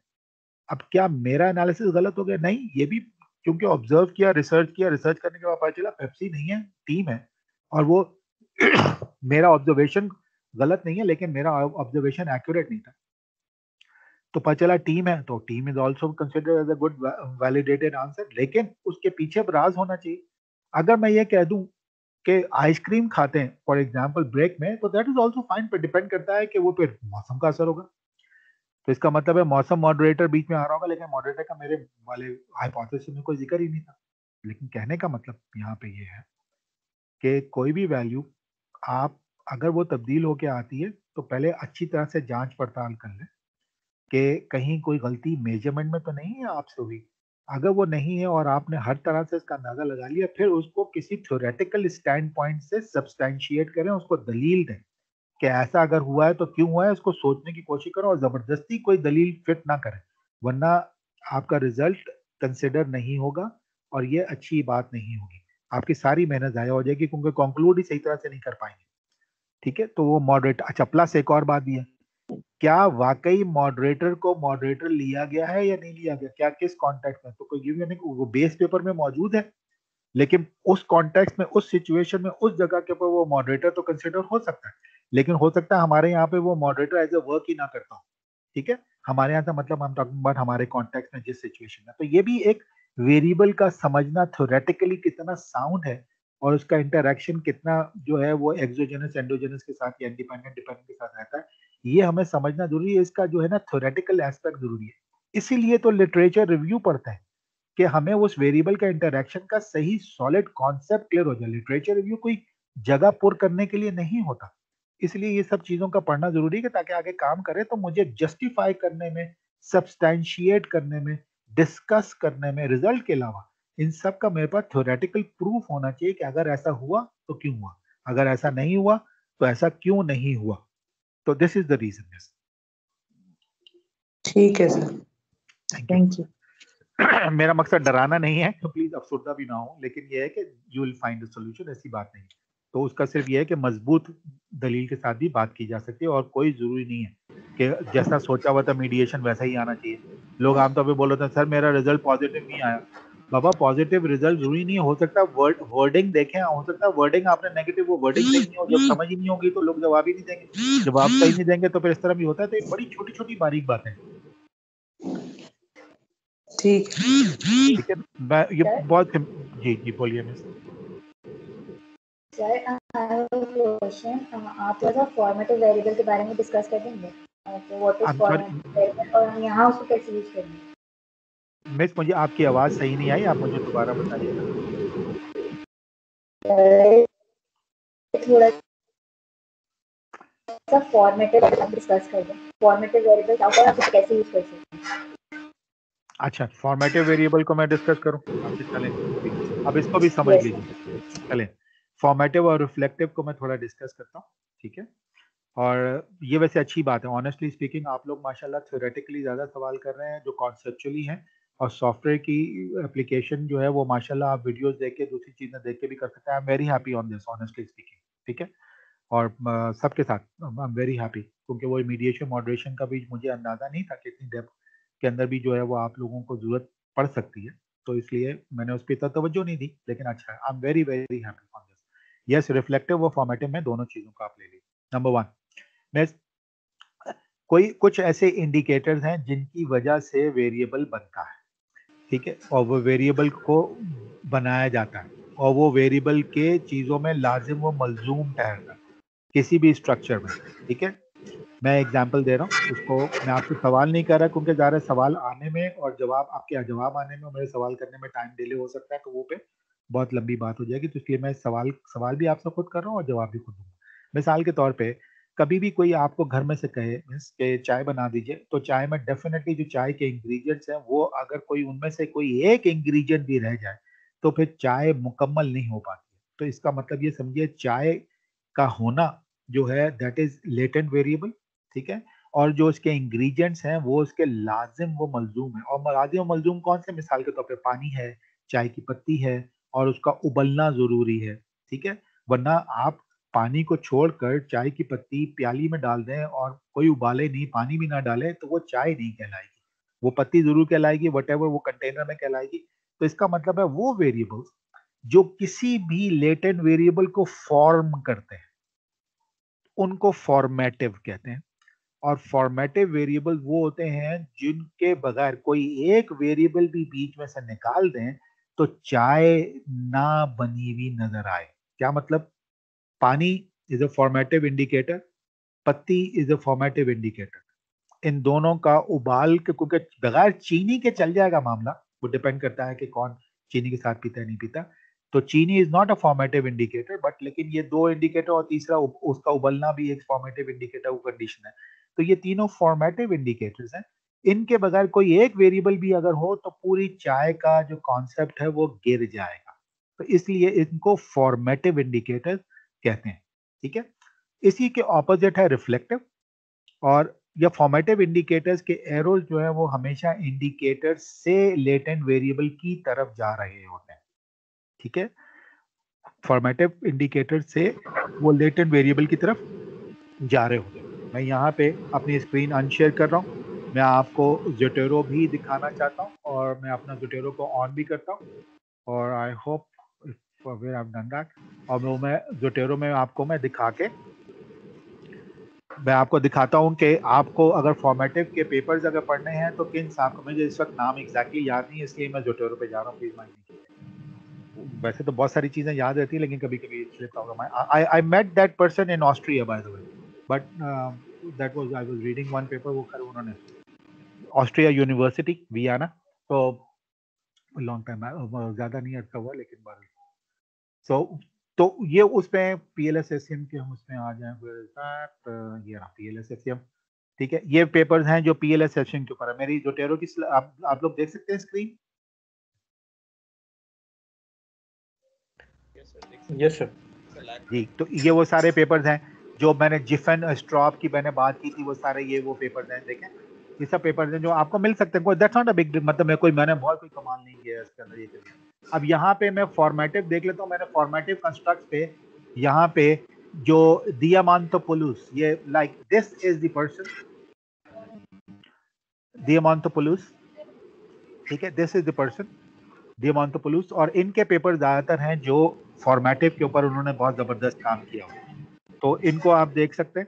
और फॉर्मेटिव का मैंने कॉन्सेप्ट क्लियर किया कि फॉर्मेटिव वो इंडिकेटर्स हैं जो किसी भी लेटेंट वेरिएबल को या कंस्ट्रक्ट को फॉर्म करते हैं, और अगर कोई एक वेरिएबल भी गिर जाए या उसको निकाल दें तो पूरा structure of that latent variable गिर जाता है। मैंने चाय की एग्जाम्पल, इसके ऑपोजिट। अच्छा, अब इसको दिखाते कैसे हैं? इसको दिखाते ऐसे हैं कि लेटेंट वेरिएबल यानी ऑब्जर्व वेरिएबल से एरोज निकल कर लेटेंट वेरिएबल की तरफ जा रहे होते हैं। तो जा रहे होते हैं कैसे? मैं यहाँ पे आपको मॉडल में यहाँ दिखाता हूँ। अगर मैं इसको फॉर एग्जांपल इसको ले लूँ और इसको मैं यहाँ राइट क्लिक करके और इसको मैं यहाँ स्विच बिटवीन फॉर्मेटिव और रिफ्लेक्टिव कर दूँ, तो मैं इस तरह करूँ तो ये देखें एरोज जो है ना ये अब फॉर्मेटिव स्ट्रक्चर में आ गया। ये मैंने आपको लाइव करके दिखाया, ये फॉर्मेटिव में आ गया। और अगर जो नॉर्मली हम बनाते हैं वो रिफ्लेक्टिव होता है, और रिफ्लेक्टिव इस तरह बनता है कि लेटेंट वेरिएबल से एरो निकल के यहाँ पे आ रहे होते हैं। ये तो आपको प्रैक्टिस से समझ में आ जाएगा, कोई इतना बिग डील नहीं। अब फॉर्मेटिव सॉरी रिफ्लेक्टिव क्या होता है? रिफ्लेक्टिव इसके नाम से जाहिर है कि ये रिफ्लेक्ट कर रहे हैं, ये इंडिकेटर रिफ्लेक्ट कर रहे हैं। किसको रिफ्लेक्ट कर रहे हैं? ये क्वालिटी को रिफ्लेक्ट कर रहे हैं फिलहाल मेरे केस में, या लेटेंट वेरिएबल को। ये जो रिफ्लेक्ट कर रहे हैं इसके अंदर कोई एक वेरिएबल कम हो जाए तो क्या उसके स्ट्रक्चर या रिलेशनशिप पे फर्क पड़ेगा? नहीं पड़ेगा। क्यों पड़ेगा? देखिए एक्सपेक्ट के अंदर 4 था ना, चौथा भी था, चौथा मैंने निकाल दिया, क्या उसके रिलेशनशिप पे फर्क पड़ा? नहीं, बल्कि इम्प्रूव हो गया कि वो खराब था उसने और मजीद इम्प्रूव कर दिया। ऐसा नहीं हुआ कि पूरा स्ट्रक्चर ही बेड़ा गर्क हो गया उसका या एक्सपेक्टेंसी का। तो दिस इज व्हाट रिफ्लेक्टिव, ये दोनों में फर्क ये है। अच्छा, अब इसकी एप्लीकेशन में मैं इसके लिए और आसान कर देता हूँ। मिस जो आपने सवाल किया उसमें एप्लीकेशन ये है कि जब कभी भी आप नया कंस्ट्रक्ट बना रहे हो, कोई स्केल डेवलप कर रहे हो, तो उसके अंदर आप अगर फॉर्मेटिव लेके काम करेंगे तभी ज्यादा अच्छी तरह से वो काम होगा। लेकिन अगर इनको आप रिफ्लेक्टिव ही रखें, जो कि नॉर्मली रखते हैं, तभी आपका काम हो जाएगा, क्योंकि आप अगर स्केल डेवलप नहीं कर रहे हैं तो आप रिफ्लेक्टिव रख के काम कर सकते हैं।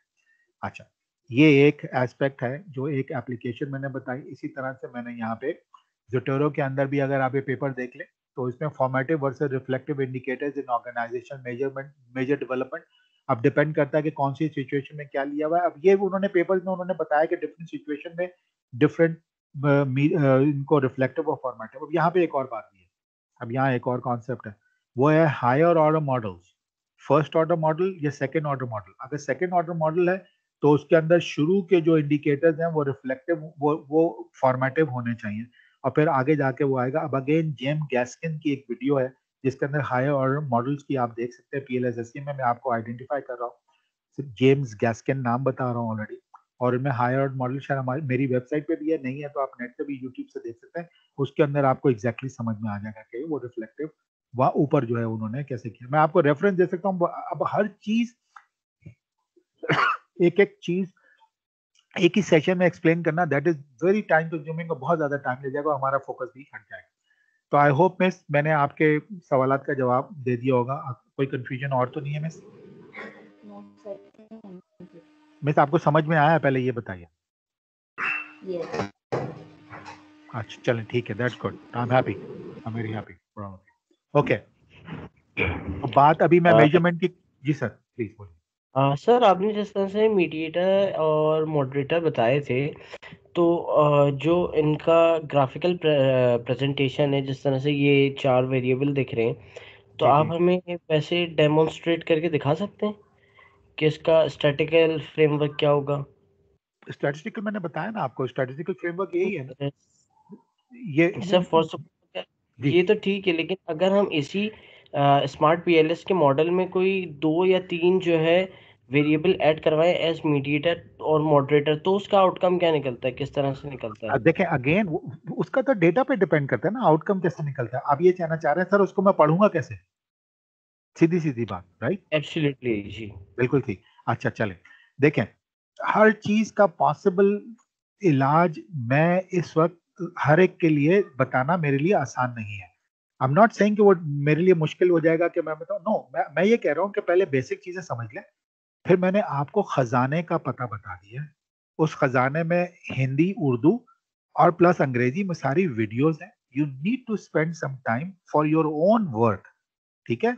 उसके अंदर आप अपने मतलब की वीडियो देखिए। जब आपको बेसिक कॉन्सेप्ट्स क्लियर हो जाएंगे, फिर आप अपनी मतलब की वीडियो डायरेक्टली देखिए और अपना काम जिस तरह उन्होंने इंस्ट्रक्ट किया उस तरह कर लीजिए, ठीक है? अगर हर एक सवाल पे इस तरह अगर फॉलो करेंगे, रिजल्ट कैसे पढ़ना है वो ऑटोमेटिकली मैंने आपको तोड़ के बताया, रिजल्ट पढ़ना ऐसा ही होता है। और वो अभी एक मॉडरेशन का मैं वेरिएबल रख के मैं दिखा दूंगा। पहले मुझे थोड़ा सा आगे जाने का मौका दीजिए ताकि मैं वो वेरिएबल, वरना वो वेरिएबल तो कोई भी हम पिक कर सकते हैं। मिसाल के तौर पे मैं यहाँ पे फॉर एग्जाम्पल कस्टमर टाइप को ले लेता हूँ, ठीक है? और कस्टमर टाइप को अगर मैं यहाँ लेके मैं यहाँ आइडेंटिफाई कर दूं, ठीक है? और यहाँ पे अब इसका रेड हो गया, वो कस्टमर टाइप यहाँ पे आ गया, ठीक है? अब वो इसको भी मैं यहाँ से अब आइडेंटिफाई कर दूं, और सॉरी आइडेंटिफाई करने के बाद इसको मैं I think I go with that, इसको आइडेंटिफाई कर दूं, फिर इसका लिंक यहाँ पे मैं डेवलप कर देता हूँ। और इसको यहाँ से अगर हम ठीक है, मैं इसको यहाँ आइडेंटिफाई कर दूं। अब यहाँ मैंने आइडेंटिफाई कर दिया, ब्लू हो गया। अब ये कस्टमर टाइप आ गया। अब ये लेटेंट वेरिएबल मैं यहाँ पे लिख देता हूँ। अब इसमें इस वाले वेरिएबल को मुझे यहाँ राइट क्लिक करके मुझे कहीं दिखाना पड़ेगा कि ऐड मॉडरेटिंग इफेक्ट, और यहाँ मॉडरेटिंग इफेक्ट के साथ जो है मुझे करना पड़ेगा। मैं ताकि तो sorry dependent variable, I am really sorry, मैं इसको यहाँ आके राइट क्लिक करके ऐड मॉडरेटिंग इफेक्ट, मैं सिर्फ वेरिएबल ऐड कैसे करता है मैं वो दिखा रहा हूँ। मॉडरेटिंग इफेक्ट ऐड कर लिया। अब मॉडरेटिंग इफेक्ट के लिए उसने कहा कि डिपेंडेंट वेरिएबल लॉयल है और मॉडरेटिंग वेरिएबल कौन सा रखा हुआ है तुमने। तो अब मैं यहाँ पे बता रहा हूँ कि जनाब मैं इस वाले को मान रहा हूँ। और फिर कह रहा है इंडिपेंडेंट वेरिएबल कौन से हैं। अब इंडिपेंडेंट वेरिएबल किसको रखा हुआ है, अब वो किसके साथ मिलेगा। अब जा रहा है वो ये इंडिपेंडेंट वेरिएबल भी है, ये मॉडरेटिंग वेरिएबल, क्योंकि मैंने बताया ना स्टैटिस्टिकली वो उसको लेगा। अब 2 स्टेज, ऑर्थोगोनलाइजेशन, प्रोडक्ट इंडिकेटर, ये सब चीजें एडवांस वीडियोस में सारी आपके पास मौजूद है। और सबका डिटेल भी यहाँ पे। See again if I just spend 1 year with you guys, 1 साल, तब भी मीडिएशन मॉडरेशन की कवरेज भरपूर तरीके से नहीं हो पाती है। तो इसलिए मैं कुछ आपको बताऊंगा, आप अपनी मदद भी कीजिए, मैं आपकी मदद भी करूंगा, और आगे चल के हम अपना सफर निकाल। अब इसको मैं ओके कर दूं, ओके यहाँ आ गया। अब देखिए ये ग्रीन आ गया, मॉडरेटिंग इफेक्ट आ गया, यानी वेरिएबल ये मैंने आइडेंटिफाई किया, लेकिन एक और उसने मॉडरेटिंग वेरिएबल बनाया था। इससे साफ जाहिर है कि ये वाला मॉडरेटिंग वेरिएबल, ये वाला यहाँ पे वो आ गया, इसको भी कर सकता। अब ये मैंने इसको बनाऊं या नहीं बनाऊं, मैं यहाँ पे फर्स्ट पर इसको डिलीट कर देते हैं, क्या होगा? वो डिलीट हो जाएगा, बिल्कुल डिलीट हो जाएगा, क्योंकि मैंने जा रहा है उसको मान के मैंने ये बनाया था।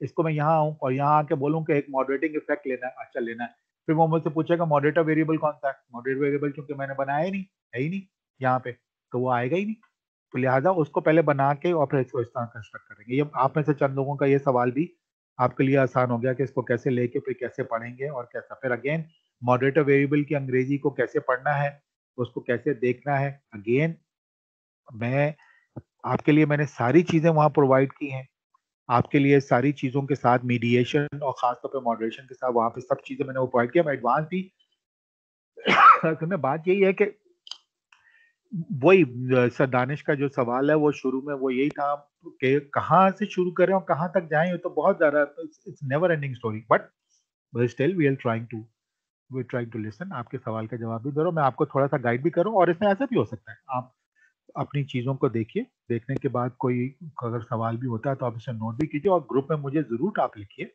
और मैं इंडिविजुअली होगा ये कि फिर मैं इंडिविजुअली जो जवाब दूंगा आपको भी, तो वो दूसरों के फायदे हो जाए। हो सकता है कोई सेशन अगर दोबारा रखना पड़े तो yes I am willing to, हम उसको दोबारा भी किसी और, जरूरी नहीं है सैटरडे के अलावा भी हम कोई और टाइम देख कर सकते हैं।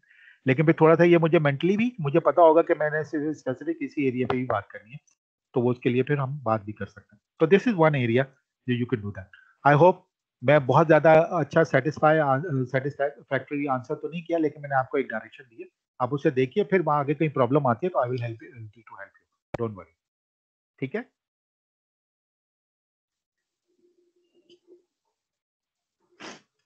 हेलो,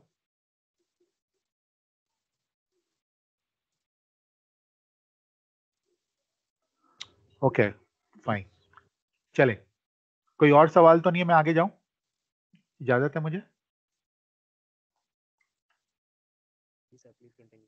ओके चले फाइन। तो आई वाज टॉकिंग अबाउट कि अगर हम पीएलएस एल्गोरिदम का यहाँ से अगर हम बात करें, व्हिच यू ऑलरेडी नो, और स्टार्ट कैलकुलेशन अगर हमने करिए, अब यहाँ वैल्यूज आ गई। अब मैं यहाँ वो अपनी स्लाइड पे जा रहा हूँ।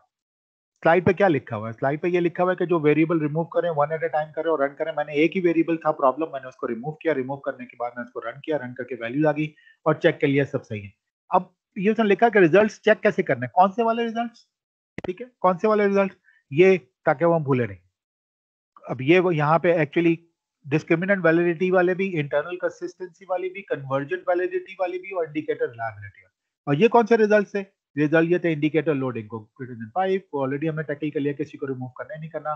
क्रॉनबैक अल्फा की वैल्यू 0.7 से ज्यादा, रो ए 0.7 से ज्यादा, और जो है वो एवीई की वैल्यू 0.5 से ज्यादा, और प्लस जो है इंटरनल कंसिस्टेंसी सीआर की वैल्यू 0.7 से ज्यादा, और ये सब चीज होनी चाहिए। तो इसको पहले पहले ये मैंने लिखा कि पीएलएस एल्गोरिदम में जाके काम कीजिए, क्वालिटी क्राइटेरिया, जब रिजल्ट आ जाए तो क्वालिटी क्राइटेरिया में जाके कंस्ट्रक्ट रिलायबिलिटी एंड वैलिडिटी की तरफ देखिए। अब ये देखिए मैं यहाँ आ रहा हूँ, क्वालिटी क्राइटेरिया कंस्ट्रक्ट रिलायबिलिटी, तो मैं यहाँ आ रहा हूँ, ये क्वालिटी क्राइटेरिया रिजल्ट आ गया, पीएलएस एल्गोरिदम को मैंने लिया, रिजल्ट आ गया। क्वालिटी क्राइटेरिया में कंस्ट्रक्ट रिलायबिलिटी एंड वैलिडिटी को मैं क्लिक करूंगा, ठीक है, एक ये हो गया, यहाँ क्लिक करूंगा। अच्छा, फिर उसके बाद वहां लिखा हुआ स्लाइड में कि जब ये पढ़ लेंगे, पढ़ने के बाद फिर आप क्या करेंगे कि पीएलएस एल्गोरिदम फाइनल रिजल्ट्स और आउटर लोडिंग में भी चेक कर लेंगे, ठीक है, दोनों जगह पे भी आप चेक कर सकते हैं अपने पढ़ने के लिए। अच्छा चले इसको देख लेते हैं कि इधर से क्या पढ़ा जाएगा और इधर से क्या पढ़ा जाएगा। फाइन, ये मैं construct reliability, again PLS algorithm, quality criteria, construct reliability, इससे ज्यादा और आसान क्या बनेगा। अब इसमें देखिए मैट्रिक्स ये आ गया, इसमें सारे ग्रीन है, दैट्स वंडरफुल। क्रॉनबैक अल्फा की सारी वैल्यूज 0.7 से ज्यादा है, गुड। अच्छा, रो ए की वैल्यू 0.7 से ज्यादा है, दैट्स गुड। कंपोजिट रिलायबिलिटी 0.7 से ज्यादा है। एवीई की वैल्यू जो है वो 0.5 से ज्यादा है। ये सब का सब यहाँ पे ऑलरेडी मैंने डिफाइन किया हुआ था, ठीक है। ये है इन स्लाइड्स का मकसद, ये है ताकि आपके पास करंट, और फिर आप कोड भी कर सकते हैं कि भैया इन साहब ने ये बात बोली थी, इन साहब के हिसाब से ये वाली बात आई है और बिल्कुल ठीक आई है, और लिहाजा आप आगे मूव करते चले जाए। ठीक है। और बात अभी मुकम्मल नहीं हुई, मजेदार है। मजेदार क्या है कि अगर आपको रिपोर्टिंग भी लिखनी है, कैसे देखनी है, तो मैंने आपको बताया कि मेरी वेबसाइट पे, ठीक है, मेरी वेबसाइट पे PLSSCM में जाके, ठीक है, PLSSCM में डाउनलोड में जाके यहाँ पे आप मीडिएशन एनालिसिस वोंग का पेपर 2016 और पार्शियल लीस्ट स्क्वायर का एनालिसिस का पेपर 2013, इसमें उन्होंने रिपोर्टिंग का तरीका भी बताया कैसे लिखते हैं। ख्याल रखिएगा एक बात और, अगर प्लेजरिज्म का चेक होता है जो कि 19% या 20% या 15% है KUBS का, ठीक है, प्लीज ये पेपर दिखाने का ये मकसद नहीं है कि आप इधर से एज इट इज मिन वन कॉपी करें, ठीक है, और एज इट इज अगर कॉपी करेंगे तो वो ज़ाहिर प्लेजरिज्म में आ जाएगा, तो आपको पैराफ्रेज करना पड़ेगा, ये भी ख्याल रखिएगा, this is very very important. ठीक है, तो ये भी चीज़ों का ध्यान में ख्याल रखिएगा, ये नहीं हो कि कोई पहले इसको देख के लिख ले और वो कहेगा नहीं अब मैंने लिख लिया अब तो नहीं, ऐसा नहीं है, ये ऑलरेडी उन ऑथर्स के नाम पे ये ऑलरेडी लॉक हुआ हुआ है, तो लिहाजा आप you need to be very careful कि आप यहाँ से रिजल्ट देख सकते हैं, रिपोर्ट कैसे करना है, और ये सब चीज़ों के साथ पे you can do that, this is very very important for all of you. Okay, so let's move on to the software now. और ये यहाँ पे सब, अब इनको मैं इंडिविजुअली यहाँ पे ग्राफ से देख सकता हूँ, तो this is another way to look at it कि कोई रेड एरिया में नहीं है, और ये थ्रेशोल्ड देखें 0.7 के ऊपर लाइन दी हुई है जो ऑलरेडी क्राइटेरिया डिफाइन किया हुआ था। इसी तरह रो ए का 0.7 है, बिल्कुल सही है, कंपोजिट रिलायबिलिटी का भी 0.7 था, बिल्कुल सही है, और उसके बाद एवरेज वेरिएंस एक्सटेंडेड 0.5 है, तो इसमें क्राइटेरिया 0.5 पे था, उसके बाद सब उससे ज्यादा ही है, तो ये एक नजर में देख सकते हैं, यहाँ से ये देख सकते हैं, फिर उसको रिजल्ट को आप यहाँ से कॉपी भी कर सकते हैं, जो आप लोग प्रोफेशनल वर्जन आप लोगों ने 1 महीने के लिए लिया जो ऑलरेडी है, तो उसके अंदर आप रिजल्ट कर सकते हैं। मैं यहाँ पे चूंकि स्टूडेंट वर्जन इस्तेमाल कर रहा हूँ, तो मैं इसको यहाँ से एक्सेल फॉर्मेट में कन्वर्ट नहीं कर पाऊंगा, वो ये कहेगा feature not available, so I can not do that, तो ये ऑलरेडी ये भी जरूरी है, और क्योंकि ख्याल रखिएगा या तो विंडोज नहीं इंस्टॉल करें इसको करने के लिए, या फिर 2 कंप्यूटर्स अपने पास रखें, और उसमें बैक वक्त इंस्टॉल ना करें, एक का महीना खत्म हो जाए तो फिर दूसरे महीने में शुरू में आप दूसरे वाले में डाल के अपना काम चला लें। तो एक्सपोर्ट जरूर कर सकते हैं आप, सेव नहीं कर सकते स्टूडेंट वर्जन में, तो इसलिए, लेकिन उसमें लिमिटेशन भी 100 का डेटा है, तो मैं इसलिए आपको 100 वाला डेटा दिखा रहा हूँ, 100 से ज़्यादा मैं नहीं एनालिसिस कर सकता, मैं 400 500 पे नहीं जा सकता। ठीक है, मिसाल के तौर पे शायद ये जो है ये डेटा 98 है, लेकिन ये XC का डेटा ये वाला शायद I think it was more than, नहीं ये भी 98 है, लेकिन देवर सर्टेन डेटा जो कॉर्पोरेट है मेरे ख्याल है ये 400 के करीब है, ये इससे भी ज़्यादा, ये 344 वाला रिकॉर्ड्स मैं नहीं ले सकता हूँ, आई कैन नॉट डू दैट, तो इस वजह से ये स्टूडेंट वर्जन के अंदर ये लिमिटेशन है। एनीवे, तो ये हो गया, अब इसको रिपोर्ट किया, अच्छा फाइन, अब लोडिंग को रिपोर्ट करना है, क्योंकि मुझे ये रिपोर्ट करने के लिए मैं अभी दिखा रहा हूँ लोडिंग के लिए। अब ये यहाँ पे ये आपने ये टेबल देख लिया, इस टेबल से कौन सा टेबल बनाना है ये मैं आपको दिखा रहा हूँ अभी। ठीक है, अब मैं आउटर लोडिंग में कहाँ जा रहा हूँ, ये देखिए यहाँ पे ऑटोमेटिकली लिखा हुआ है, कहाँ लिखा हुआ है, यहाँ पे लिखा हुआ है कि आपने ये चीज हमने चेक कर ली, अब PLS एल्गोरिथम में जाकर फाइनल रिजल्ट्स में आउटर लोडिंग में, ठीक है, और PLS रिदम में यहाँ पे हम आगे, मैं ये टैब इसलिए बोल रहा हूँ कभी कभी हम इधर भी हो सकते हैं ना, तो इसलिए PLS एल्गोरिथम में जाकर फाइनल रिजल्ट्स में और आउटर लोडिंग में जो सारी लोडिंग्स हैं इन सब को ये सारे आइटम्स के साथ हम यहाँ पे कॉपी करेंगे। अब वो यहाँ पे हम कॉपी करके फिर लेके जाएंगे, वो जो भी हो फिर बनाएंगे और वो फिर अपनी रिपोर्टिंग करेंगे। अब याद रखिएगा मेजरमेंट की रिपोर्टिंग मैं आपको दिखाने लगा हूँ कि मेजरमेंट की रिपोर्टिंग जो है वो कैसे करता है। मेजरमेंट की रिपोर्टिंग जो है वो इस तरह अंदाज में की जाती है। यहाँ पे कंस्ट्रक्ट का नाम लिखेंगे, ठीक है, जिस तरह मैंने लॉयल्टी, CX, सेटिस्फैक्शन और दूसरे वेरिएबल्स के नाम लिखे हैं वो यहाँ पे लिखे हैं, यहाँ पे लिखेंगे उनके आइटम्स कितने हैं, जो आइटम्स रह गए हैं। अगर मैं एक्सपेक्ट का यहाँ पे लिखूंगा तो यहाँ पे 1 2 3 ही लिखूंगा क्योंकि चौथा मैंने डिलीट कर दिया, और जो डिलीट किया फिर मैं यहाँ लिखूंगा आइटम्स रिमूव में indicator items below 0.5 word item number 4 of construct 1। Construct का मतलब ये वाले कंस्ट्रक्ट मैंने जानबूझ के इस तरह का नाम लिखा ताकि आपको ये आसान हो जाए। तो ये this is the standard way of reporting है। और जब आइटम सारे मैं लिख लूं फिर उनकी लोडिंग्स, और लोडिंग कहाँ से आएगी, लोडिंग मैंने अभी आपको बताया कि लोडिंग जो है वो हम कहाँ से देखेंगे, लोडिंग हर आइटम की यहाँ से आपको इस वाले, इसीलिए हम यहाँ पे आए लोडिंग, इसीलिए यहाँ पे आपकी प्रेजेंटेशन में जो है वो ये सब बातें यहाँ पे लिखी हुई हैं, सब एक चीज प्रैक्टिकली है, ये सब हवाई बातें नहीं है। दिस इज ऑल, मुझे एग्जैक्टली पता है स्टूडेंट को इशू और प्रॉब्लम्स कहाँ आते हैं, ये सब इसीलिए मद्देनजर रखते हुए मैंने सब चीजें आसान बनाने की कोशिश की है कि आपको यहाँ से देख के और ये सब चीजें देख सकते हैं आप। Fine, okay. तो ये वाली चीज रिपोर्ट करेंगे। कब ये वाली रिपोर्ट करने के बाद लोडिंग जब रिपोर्ट कर देंगे, हर एक की लोडिंग में, तो यहाँ पे ये ए सुपरस्क्रिप्ट बी सी डी और ये सब यहाँ पे लिखा हुआ है, ए बी सी डी, हर एक की थ्रेशोल्ड वैल्यूज लिखी हुई है और हर एक का वही मैंने हवाला दिया हुआ है रिसर्च पेपर्स का, ताकि आप एज ए रिसर्चर आप पे कोई बात ही ना हो, और क्योंकि आप बड़ी आसानी से ये बात कह सकें कि मैं खुद नहीं कह रहा हूँ, ये तो इन लोगों की रिसर्च, इन लोगों के काम की रोशनी में मैंने ये बात आप लोगों को जाहिर या मैंने अपने काम में जाहिर की है। तो दिस इज द वे जिसको आप सब्सटैंशिएट या दलील कहते हैं कि आप किस तरह से आप दलील ज्यादा जस्टिफाई कर सकते हैं। एवीई की वैल्यू आप लिखेंगे और सिंगल आइटम अगर है, मैं जानबूझ के ये सिंगल आइटम लिखा कि सिंगल आइटम को फिर आप इसी तरह कहोगे सिंगल आइटम तो सिंगल आइटम है, यहाँ पे मैं सी एक्स सेटिस्फैक्शन है उसको मैं एक ही आइटम है और उसका आइटम का नंबर जो भी है मैं उसको सिंगल आइटम हर जगह पे सिंगल आइटम लिखूंगा, क्योंकि इसकी जाए सिंगल आइटम है, उसकी वैल्यूज आप कोट नहीं करते, आप उसको साइट नहीं करते, देखते हैं, लेकिन उसको सिंगल आइटम करके लिखते हैं, या आमतौर पर ये भी होता है। ठीक है, और ये भी एक दो स्कूल इसमें बटे हुए, वो बटे हुए क्या है कि एक स्कूल कहता है कि सिंगल आइटम को लेना ही नहीं चाहिए और एक स्कूल कहता है कि अगर ले लिया जाए तो कोई फर्क नहीं पड़ता, क्योंकि पीएलएस सिस्टम में काम तो दिखाई देता है, तो इसमें कोई अभी वो नहीं है, कोई ऐसा नहीं है कि मना है और समथिंग, लेकिन ऑफ कोर्स सारे कंस्ट्रक्ट सिंगल आइटम ना हो, ऐसा ना हो। ठीक है, मिस का जो मॉडरेशन का प्रॉब्लम था, अगर मॉडरेशन को सारे वेरिएबल निकाल दे तो एक सिंगल आइटम रह जाएगा आखिर के अंदर और उसकी वैल्यू 1.0 ही रहेगी, तो तभी वो मॉडरेशन रन कर सकते हैं।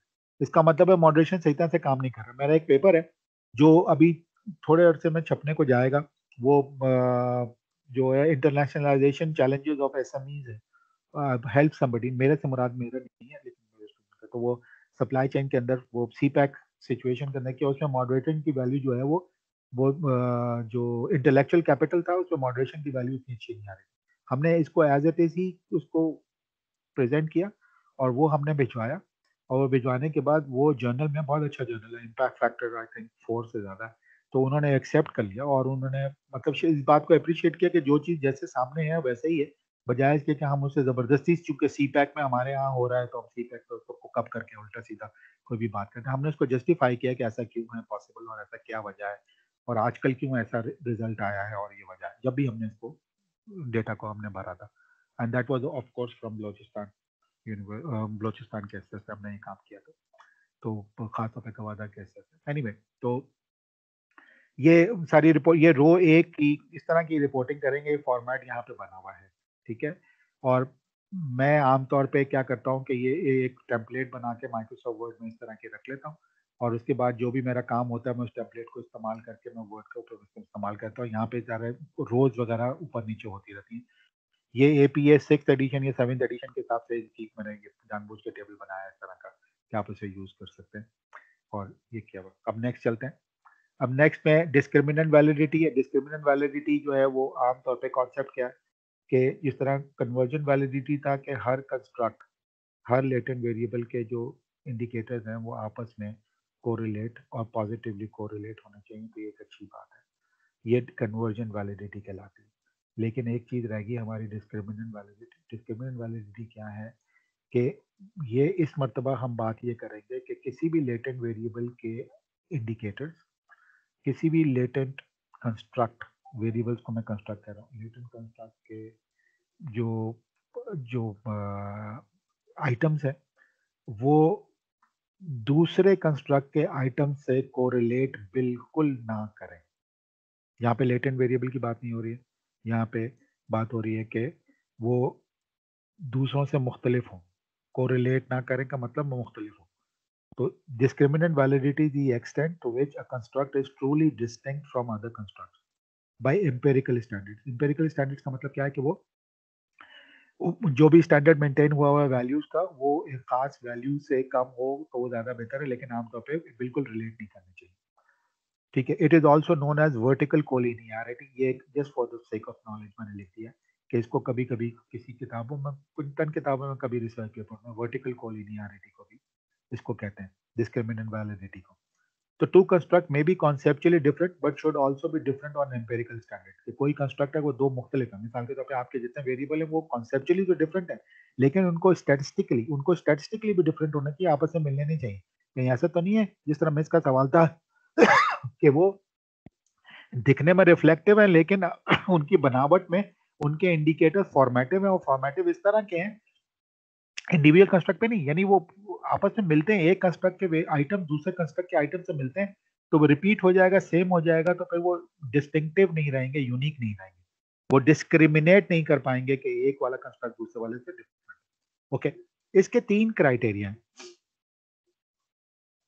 क्रॉस लोडिंग क्राइटेरिया, ये चिन 1998 ए, ये चिन मिस्टर चिन जो है इनकी जबरदस्त handbook of partial least square बड़ी जबरदस्त किताब है, और इनकी चिन की जो ये वर्ल्ड के स्टूडेंट रहे हैं, जो original inventor of the PLSSM and the wonderful author also Chin. तो इनकी पहले PLSSM ये हांसलर, मार्को, सॉर्स्टैक जो PLS स्मार्ट PLS के जो ऑथर्स हैं वो एक्चुअली इनसे बहुत मुतासिर भी हैं और इन्हीं के साथ थोड़ा सा काम भी कर चुके हैं, तो इस वजह से एक different area of the work they wanted to do that. I am really sorry, मुझे थोड़ी सी आवाज का प्रॉब्लम हो रहा है। ओके, तो क्रॉस लोडिंग क्राइटेरियन चेन 1998 एक का पेपर के क्रॉस लोडिंग का क्राइटेरिया, दूसरा फॉर्नर एंड लार्का जो सबसे ज्यादा मशहूर है और इसको भी कोट करते हो 1981 का उनका पेपर है। फिर हेट्रोट्रेट, मोनोट्रेट, HTMT। अब ये हेट्रोट्रेट और मोनोट्रेट इंसान की पर्सनालिटी या किसी भी कंस्ट्रक्ट की पर्सनालिटी वो ट्रेट्स कहलाती है, उसके जो पहलू हैं। अब उसमें हेट्रोट्रेट का मतलब है वो पहलू डिफरेंट होने चाहिए, टिपिकल डिस्क्रिमिनेंट वैलिडिटी, और मोनोट्रेट का मतलब है किसी एक जगह पे कन्वर्ज होना चाहिए, तो बैक वक्त वो अपनी हैसियत में पूरे हों मोनोट्रेट, और उसी वक्त ही वो दूसरों से मुख्तलिफ भी हों, दैट इज हेट्रोट्रेट। ये बिल्कुल ऐसी बात है कि किसी एक इंसान की पर्सनालिटी वो अपनी ज़ात में खुद, जिस तरह हम कहते हैं कि वो मुकम्मल है, तो फाइन माशाल्लाह, तो वो कोई अगर मुकम्मल है वंडरफुल, लेकिन वो फिर दूसरों से मुख्तलिफ भी है, यही उसका मुकम्मलपन जो है वो दूसरों से मुख्तलिफ कर देता है कि इनमें जो खास बातें हैं वो दूसरों से मुख्तलिफ है, तो दैट इज कॉल्ड, उनके जो ट्रेट्स हैं that is a monotrait, but simultaneous it is two traits are also heterotraits. और ये हैंसलर के एक पेपर है जिसकी वीडियो भी अवेलेबल है, Henseler is one of the author of smart PLS, और ये उनके पेपर के साथ भी आपको ये क्लियरली आपको नजर आ जाएगा, और ये बातें भी आपको पता चल जाएंगी कि ये 2015 का उनका पेपर है, और उसमें आप उनकी वीडियोस भी देख सकते हैं जिसमें उन्होंने हेट्रोट्रेट और मोनोट्रेट को भी एक्सप्लेन किया। लेकिन ये तीनों चीजें cross loading criterion, Fornell and Larcker criterion, और ये तीनों चीजों से जज होता है। ओके, आगे चल रहे हैं। कॉन्सेप्ट, अब इसके अंदर concept, it is a subjective independence of every indicator, that means कि कॉन्सेप्ट में क्रॉस लोडिंग है कि अब इसमें क्या करना होता है, इसमें करना ये होता है कि सब्जेक्टिव इंडिपेंडेंस का मतलब है कि हर लोडिंग जो एक कंस्ट्रक्ट की सारी बातें हैं वो दूसरे कंस्ट्रक्ट से मैच ना हो रही हो और डिफरेंट हो, ये मैंने पहले भी एक्सप्लेन किया। तो हर एक कंस्ट्रक्ट की जो आइटम्स की लोडिंग है वो लोडिंग हाई हो रही हो उस कंस्ट्रक्ट में किसी और दूसरे आइटम पे हाईली कोरिलेट ना कर रही हो, ठीक है। और इसकी कैसे करेंगे, यहाँ पे जिस तरह मैंने यहाँ क्राइटेरियन दिया हुआ है कि every item should load highest to its latent variable, latent variable में हाईएस्ट होना चाहिए, और ये अक्रॉस कॉलम्स और वर्टिकल इन इट्स कॉलम, ये अक्रॉस कॉलम और वर्टिकल कॉलम में अभी शक्ल दिखाता हूँ आपको, इसमें परेशान होने की आपको जरूरत नहीं है बिल्कुल भी, और मैं अभी आपको दिखाता हूँ कि वो कैसे होगा।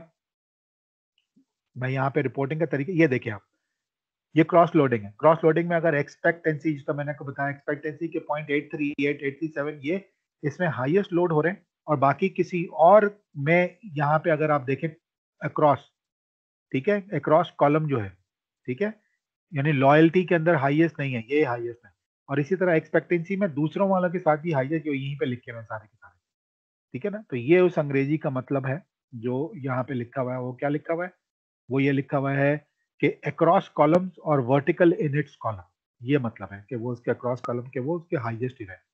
और ये किसका है, चेन के 2010 का पेपर और 1998 का पेपर, चेन में 2010 में और 1998 में दो पेपर थे, उसमें भी पेपर बी के अंदर वो मेंशन किया हुआ है, पेपर बी में दूसरा पेपर, ये लिखने का तरीका है APF। Okay, so again next will move on, और इसमें डिस्क्रिमिनेंट वैलिडिटी, सॉरी नेक्स्ट हम जा रहे हैं क्रॉस लोडिंग में, और क्रॉस लोडिंग में फॉर्नर एंड लार्का का क्राइटेरिया जो भी कैलकुलेट होकर वैल्यू आती है, ये क्या चीज है, इस square root of AVE, I will not go into technical details. Again square root of AVE मैंने आपको बताया था पहले भी कि वो construct should be higher than its highest correlation with any other construct. Again इसके ये अगेन डिस्क्रिमिनेंट का मतलब क्या है कि एक कंस्ट्रक्ट, एक स्केल, एक लेटेंट वेरिएबल वो दूसरों से मुख्तलिफ हो, तो डिस्क्रिमिनेट करे, अलहदा हो, यूनिक हो।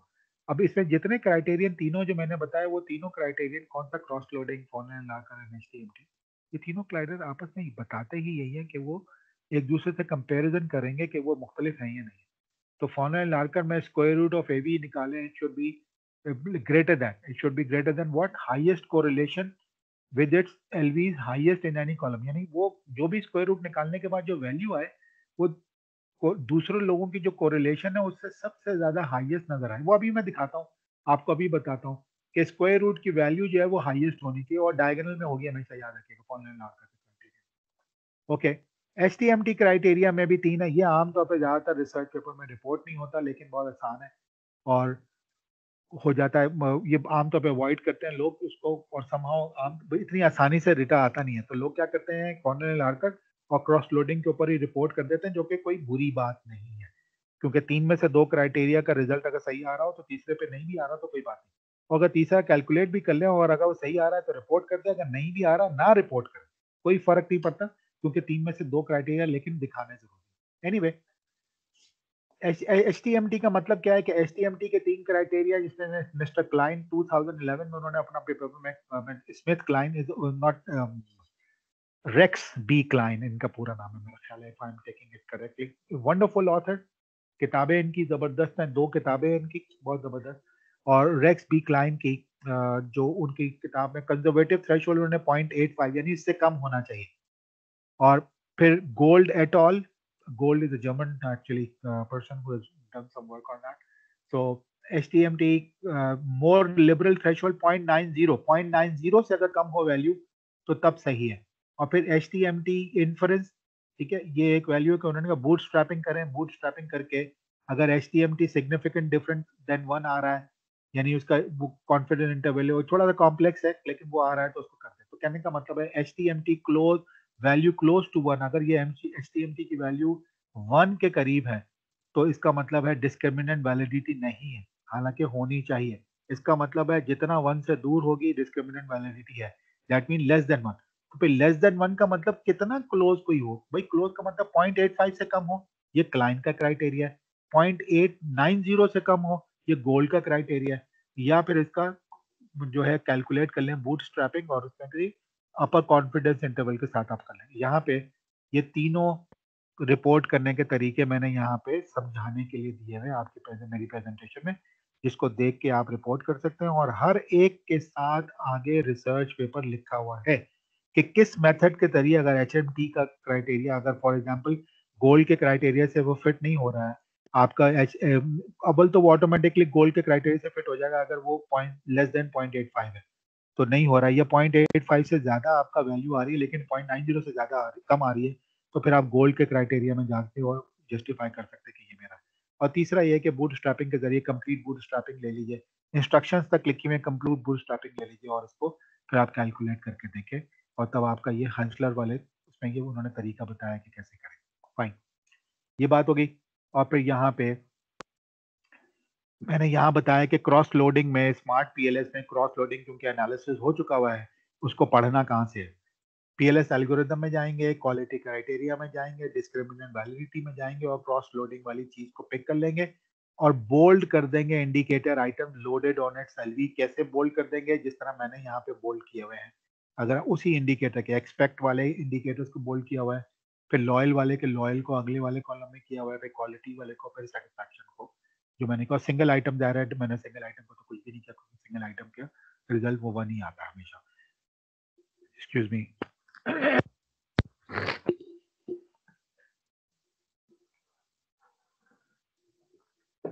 या इसी तरह फॉलोइंग लार्कर का इंस्ट्रक्शन भी लिखी हुई है और caption under the table should read diagonals are the square root of AV of the latent variable. सब कुछ ये सब एक एक चीज मैंने लिखी है जो आपको करनी है, ठीक है। और इसको रिपोर्ट करने का तरीका मैंने HTMT को क्या है फिर वो भी सब लिखा हुआ है। क्रॉस लोडिंग को इस तरह से रिपोर्ट करेंगे, ठीक है। फॉलन एंड लार्कर को इस तरह से रिपोर्ट करेंगे, उसमें ये भी लिखा है शेड करना है, डायगोनल को शेड करना है, और ये देखें वैल्यूज जो है वो उस कॉलम में, एक्सपेक्ट कॉलम में दूसरे वाले कंस्ट्रक्ट के साथ सबसे हाईएस्ट है इसकी कोरिलेशन, ठीक है। ये under square root of AV actually, ठीक है। और फिर HTMT के अंदर भी आप रिपोर्ट करना चाहें तो इस तरह कर सकते हैं आप डायगनल में करके, और फिर इनके साथ नीचे ये साइटेशन भी दी हुई है, मैंने बिल्कुल मुस्तनद बात की हुई है, तीनों साइटेशन हैं, ताकि आपको कोई प्रॉब्लम ना हो, पूरे पेपर का नाम भी लिखा हुआ है, सब चीज़ें लिखी हुई हैं कि वो मेरे जो भी लोग हैं उन लोगों को कोई इशू भी ना आए, ठीक है। अब द थिंग इज के यहाँ से चलने के बाद अब यहाँ पे हम आते हैं, और यहाँ आने के बाद हम यहाँ पे मैंने कहा कि पीएलएस एल्गोरिथम में जाएंगे और क्वालिटी क्राइटेरिया में जाएंगे और डिस्क्रिमिनेंट वैलिडिटी में जाएंगे। डिस्क्रिमिनेंट वैलिडिटी में आगे और यहाँ से अब हम इसको फॉलो कर रहे हैं। क्रॉस लोडिंग कहाँ आएगा? डिस्क्रिमिनेंट वैलिडिटी और क्रॉस लोडिंग वाले मैं खाने में चला जाऊंगा। मैं यहाँ पे आया और क्रॉस लोडिंग ये रहा, और ये सारी वो क्रॉस लोडिंग है, मैं यहाँ से सिलेक्ट करूंगा और फिर इसके बाद मैं कॉपी करूंगा। जाहिर है मैं ये मेरे पास स्टूडेंट वर्जन है, स्टूडेंट वर्जन में मैं कॉपी नहीं कर सकता और ना मुझे वो सिलेक्ट करने देगा, बिकॉज यहाँ से वो राइट क्लिक भी नहीं करने देता, कुछ भी नहीं करने देता मुझे, ठीक है ना। तो I can not do that. Screenshot लेके पर still I have to enter the result, और स्क्रीनशॉट भी जा रहा है मुझे, फिर थोड़ा भी कभी तकलीफ होगी। तो बेहतर है कि आप उसे 1 महीने के लिए आप उसे ऑन कर लें, अपना काम करें और फिर then you can get over, but don't do that. Make sure कि you also have a second computer in line, otherwise पिछला वाला अगर आप डिलीट करके और नया वाला दोबारा से इंस्टॉल करेंगे तो वो आपकी मशीन का जो मैक आईडी है वो रिकॉर्ड करके रखता है, मशीन के मैक आईडी की वजह से वो आपको नहीं करने देगा, और इसका ट्रैक अवेलेबल नहीं है, तो उसकी कोशिश भी ना करें, वक्त ज़ाया ना करें। अगर होता तो ऑलरेडी आपके लिए अवेलेबल कर दिया जाता, ठीक है। तो ये HTMT के यहाँ से फॉलोइंग एंड लार्का का क्राइटेरिया आपने यहाँ से टेबल उठाना है और उसको एज इट इज कॉपी करना है और उसको रिपोर्ट करना है। HTMT का पेपर जो है वो यहाँ पे आप लेके, जो कि ग्रीन आया हुआ, देखें मेरे रिजल्ट में इत्तेफाक से ग्रीन आमतौर पर आता नहीं है, इसको मैं ये वाला हिस्सा शेड कर दूंगा और रिपोर्ट कर दूंगा, और ये यहाँ पे एक ग्रीन इत्तेफाक से आया हुआ है मेरे डेटा के हिसाब से, वट एवर इट इज।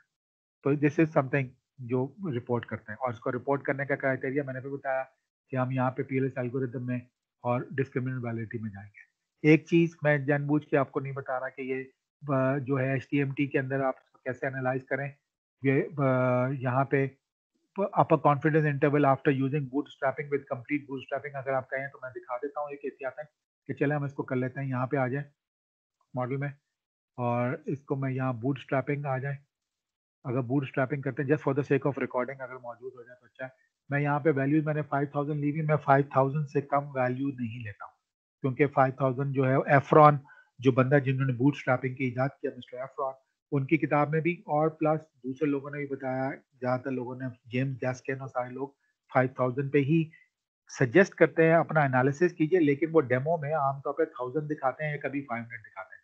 जब आप first time PLS smart PLS को ऑन करेंगे तो उसके अंदर जो है 500 का रिजल्ट होगा, और 500 का रिजल्ट जो है वो उसके अलावा और कुछ होगा नहीं।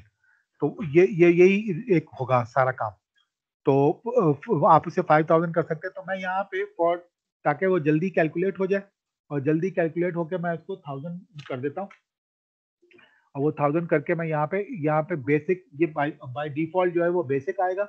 आप इसे कंप्लीट बूटस्ट्रैपिंग पे ये करना है, ये जो यहाँ पे लिखा हुआ है कि कंप्लीट बूटस्ट्रैपिंग का ऑप्शन चूज करें, और इसकी should be less than 1 to establish discriminant value, वो रिजल्ट आएगा तो हम कैलकुलेट करते हैं, और उसके बाद यहाँ पे हम यहाँ के स्टार्ट कैलकुलेशन हम इसको कर देंगे, ठीक है।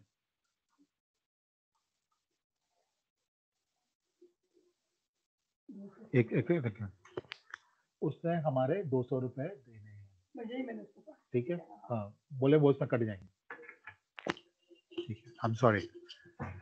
सो इसके अंदर जो पी वैल्यू फिलहाल जो कॉन्फिडेंस इंटरवल हमने जाके देखना है, और 95 upper confidence interval, this is lower confidence interval, this is upper confidence interval. इसमें जाकर हमने देखना है कि वो लेस देन वैल्यू 1 होनी चाहिए। तो अगर आप देखें सारी की सारी वैल्यूज जो है वो लेस देन 1 है, तो दैट मीन्स HTMT का ये तीसरा क्राइटेरिया भी, ये जो है, ये आमतौर पर ये जो मैं आपको बता रहा हूँ ये नहीं करते हैं रिसर्चर, ठीक है। और अगर डेट वो आमतौर पर इसलिए कि HTMT का आमतौर पर रिजल्ट इतना ज्यादा हमेशा अच्छा नहीं आता है, इत्तेफाक कभी मेरे डेटा में आ रहा है, तो इसलिए मैं आपको दिखा रहा हूँ, वरना आमतौर पर लोग क्या करते हैं, दोनों क्राइटेरिया A और B को ही रिपोर्ट, सॉरी जो है वो फॉलोइंग लार्कर को और क्रॉस लोडिंग को ही वो रिपोर्ट करके वो डिफाइन कर देते हैं और सारी चीजें हो जाती हैं। फाइन, ये वाला काम भी हमारा हो गया, और विल मूव ऑन टू, अब इसको हम यहाँ से डिलीट कर देते हैं, will move on to, sorry, हमारे पास वही वैल्यू अभी बूटस्ट्रैपिंग की है, और बूटस्ट्रैपिंग में सिग्निफिकेंट रिजल्ट कैसे चेक करते हैं, और वो बूटस्ट्रैप में सिग्निफिकेंट रिजल्ट जो है वो मैं फिर यहाँ पे दोबारा से ले लेता हूँ।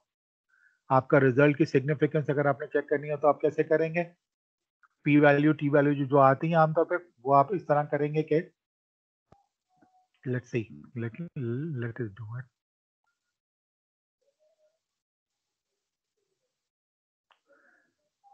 ठीक है, उसमें जो सारी वैल्यूज हैं it should always be higher than 2, value से 2 से ज्यादा। अब ये 2 क्या है, एक्चुअली 1.96 है। वो अगर आप उसकी वो वैल्यू याद रखें तो जो z वैल्यू है, लेकिन उसमें 1.96 से ज्यादा लोग आमतौर पे 2 उसको मान लेते हैं कि 2 से ज्यादा होनी चाहिए। तो अगर आप सब देखें तो सब वैल्यू जो 2 है एक्सेप्ट सिंगल आइटम का क्राइटेरिया इसको ऐसे एनालाइज नहीं करते, खराब नहीं है लेकिन इसको एनालाइज नहीं करता है।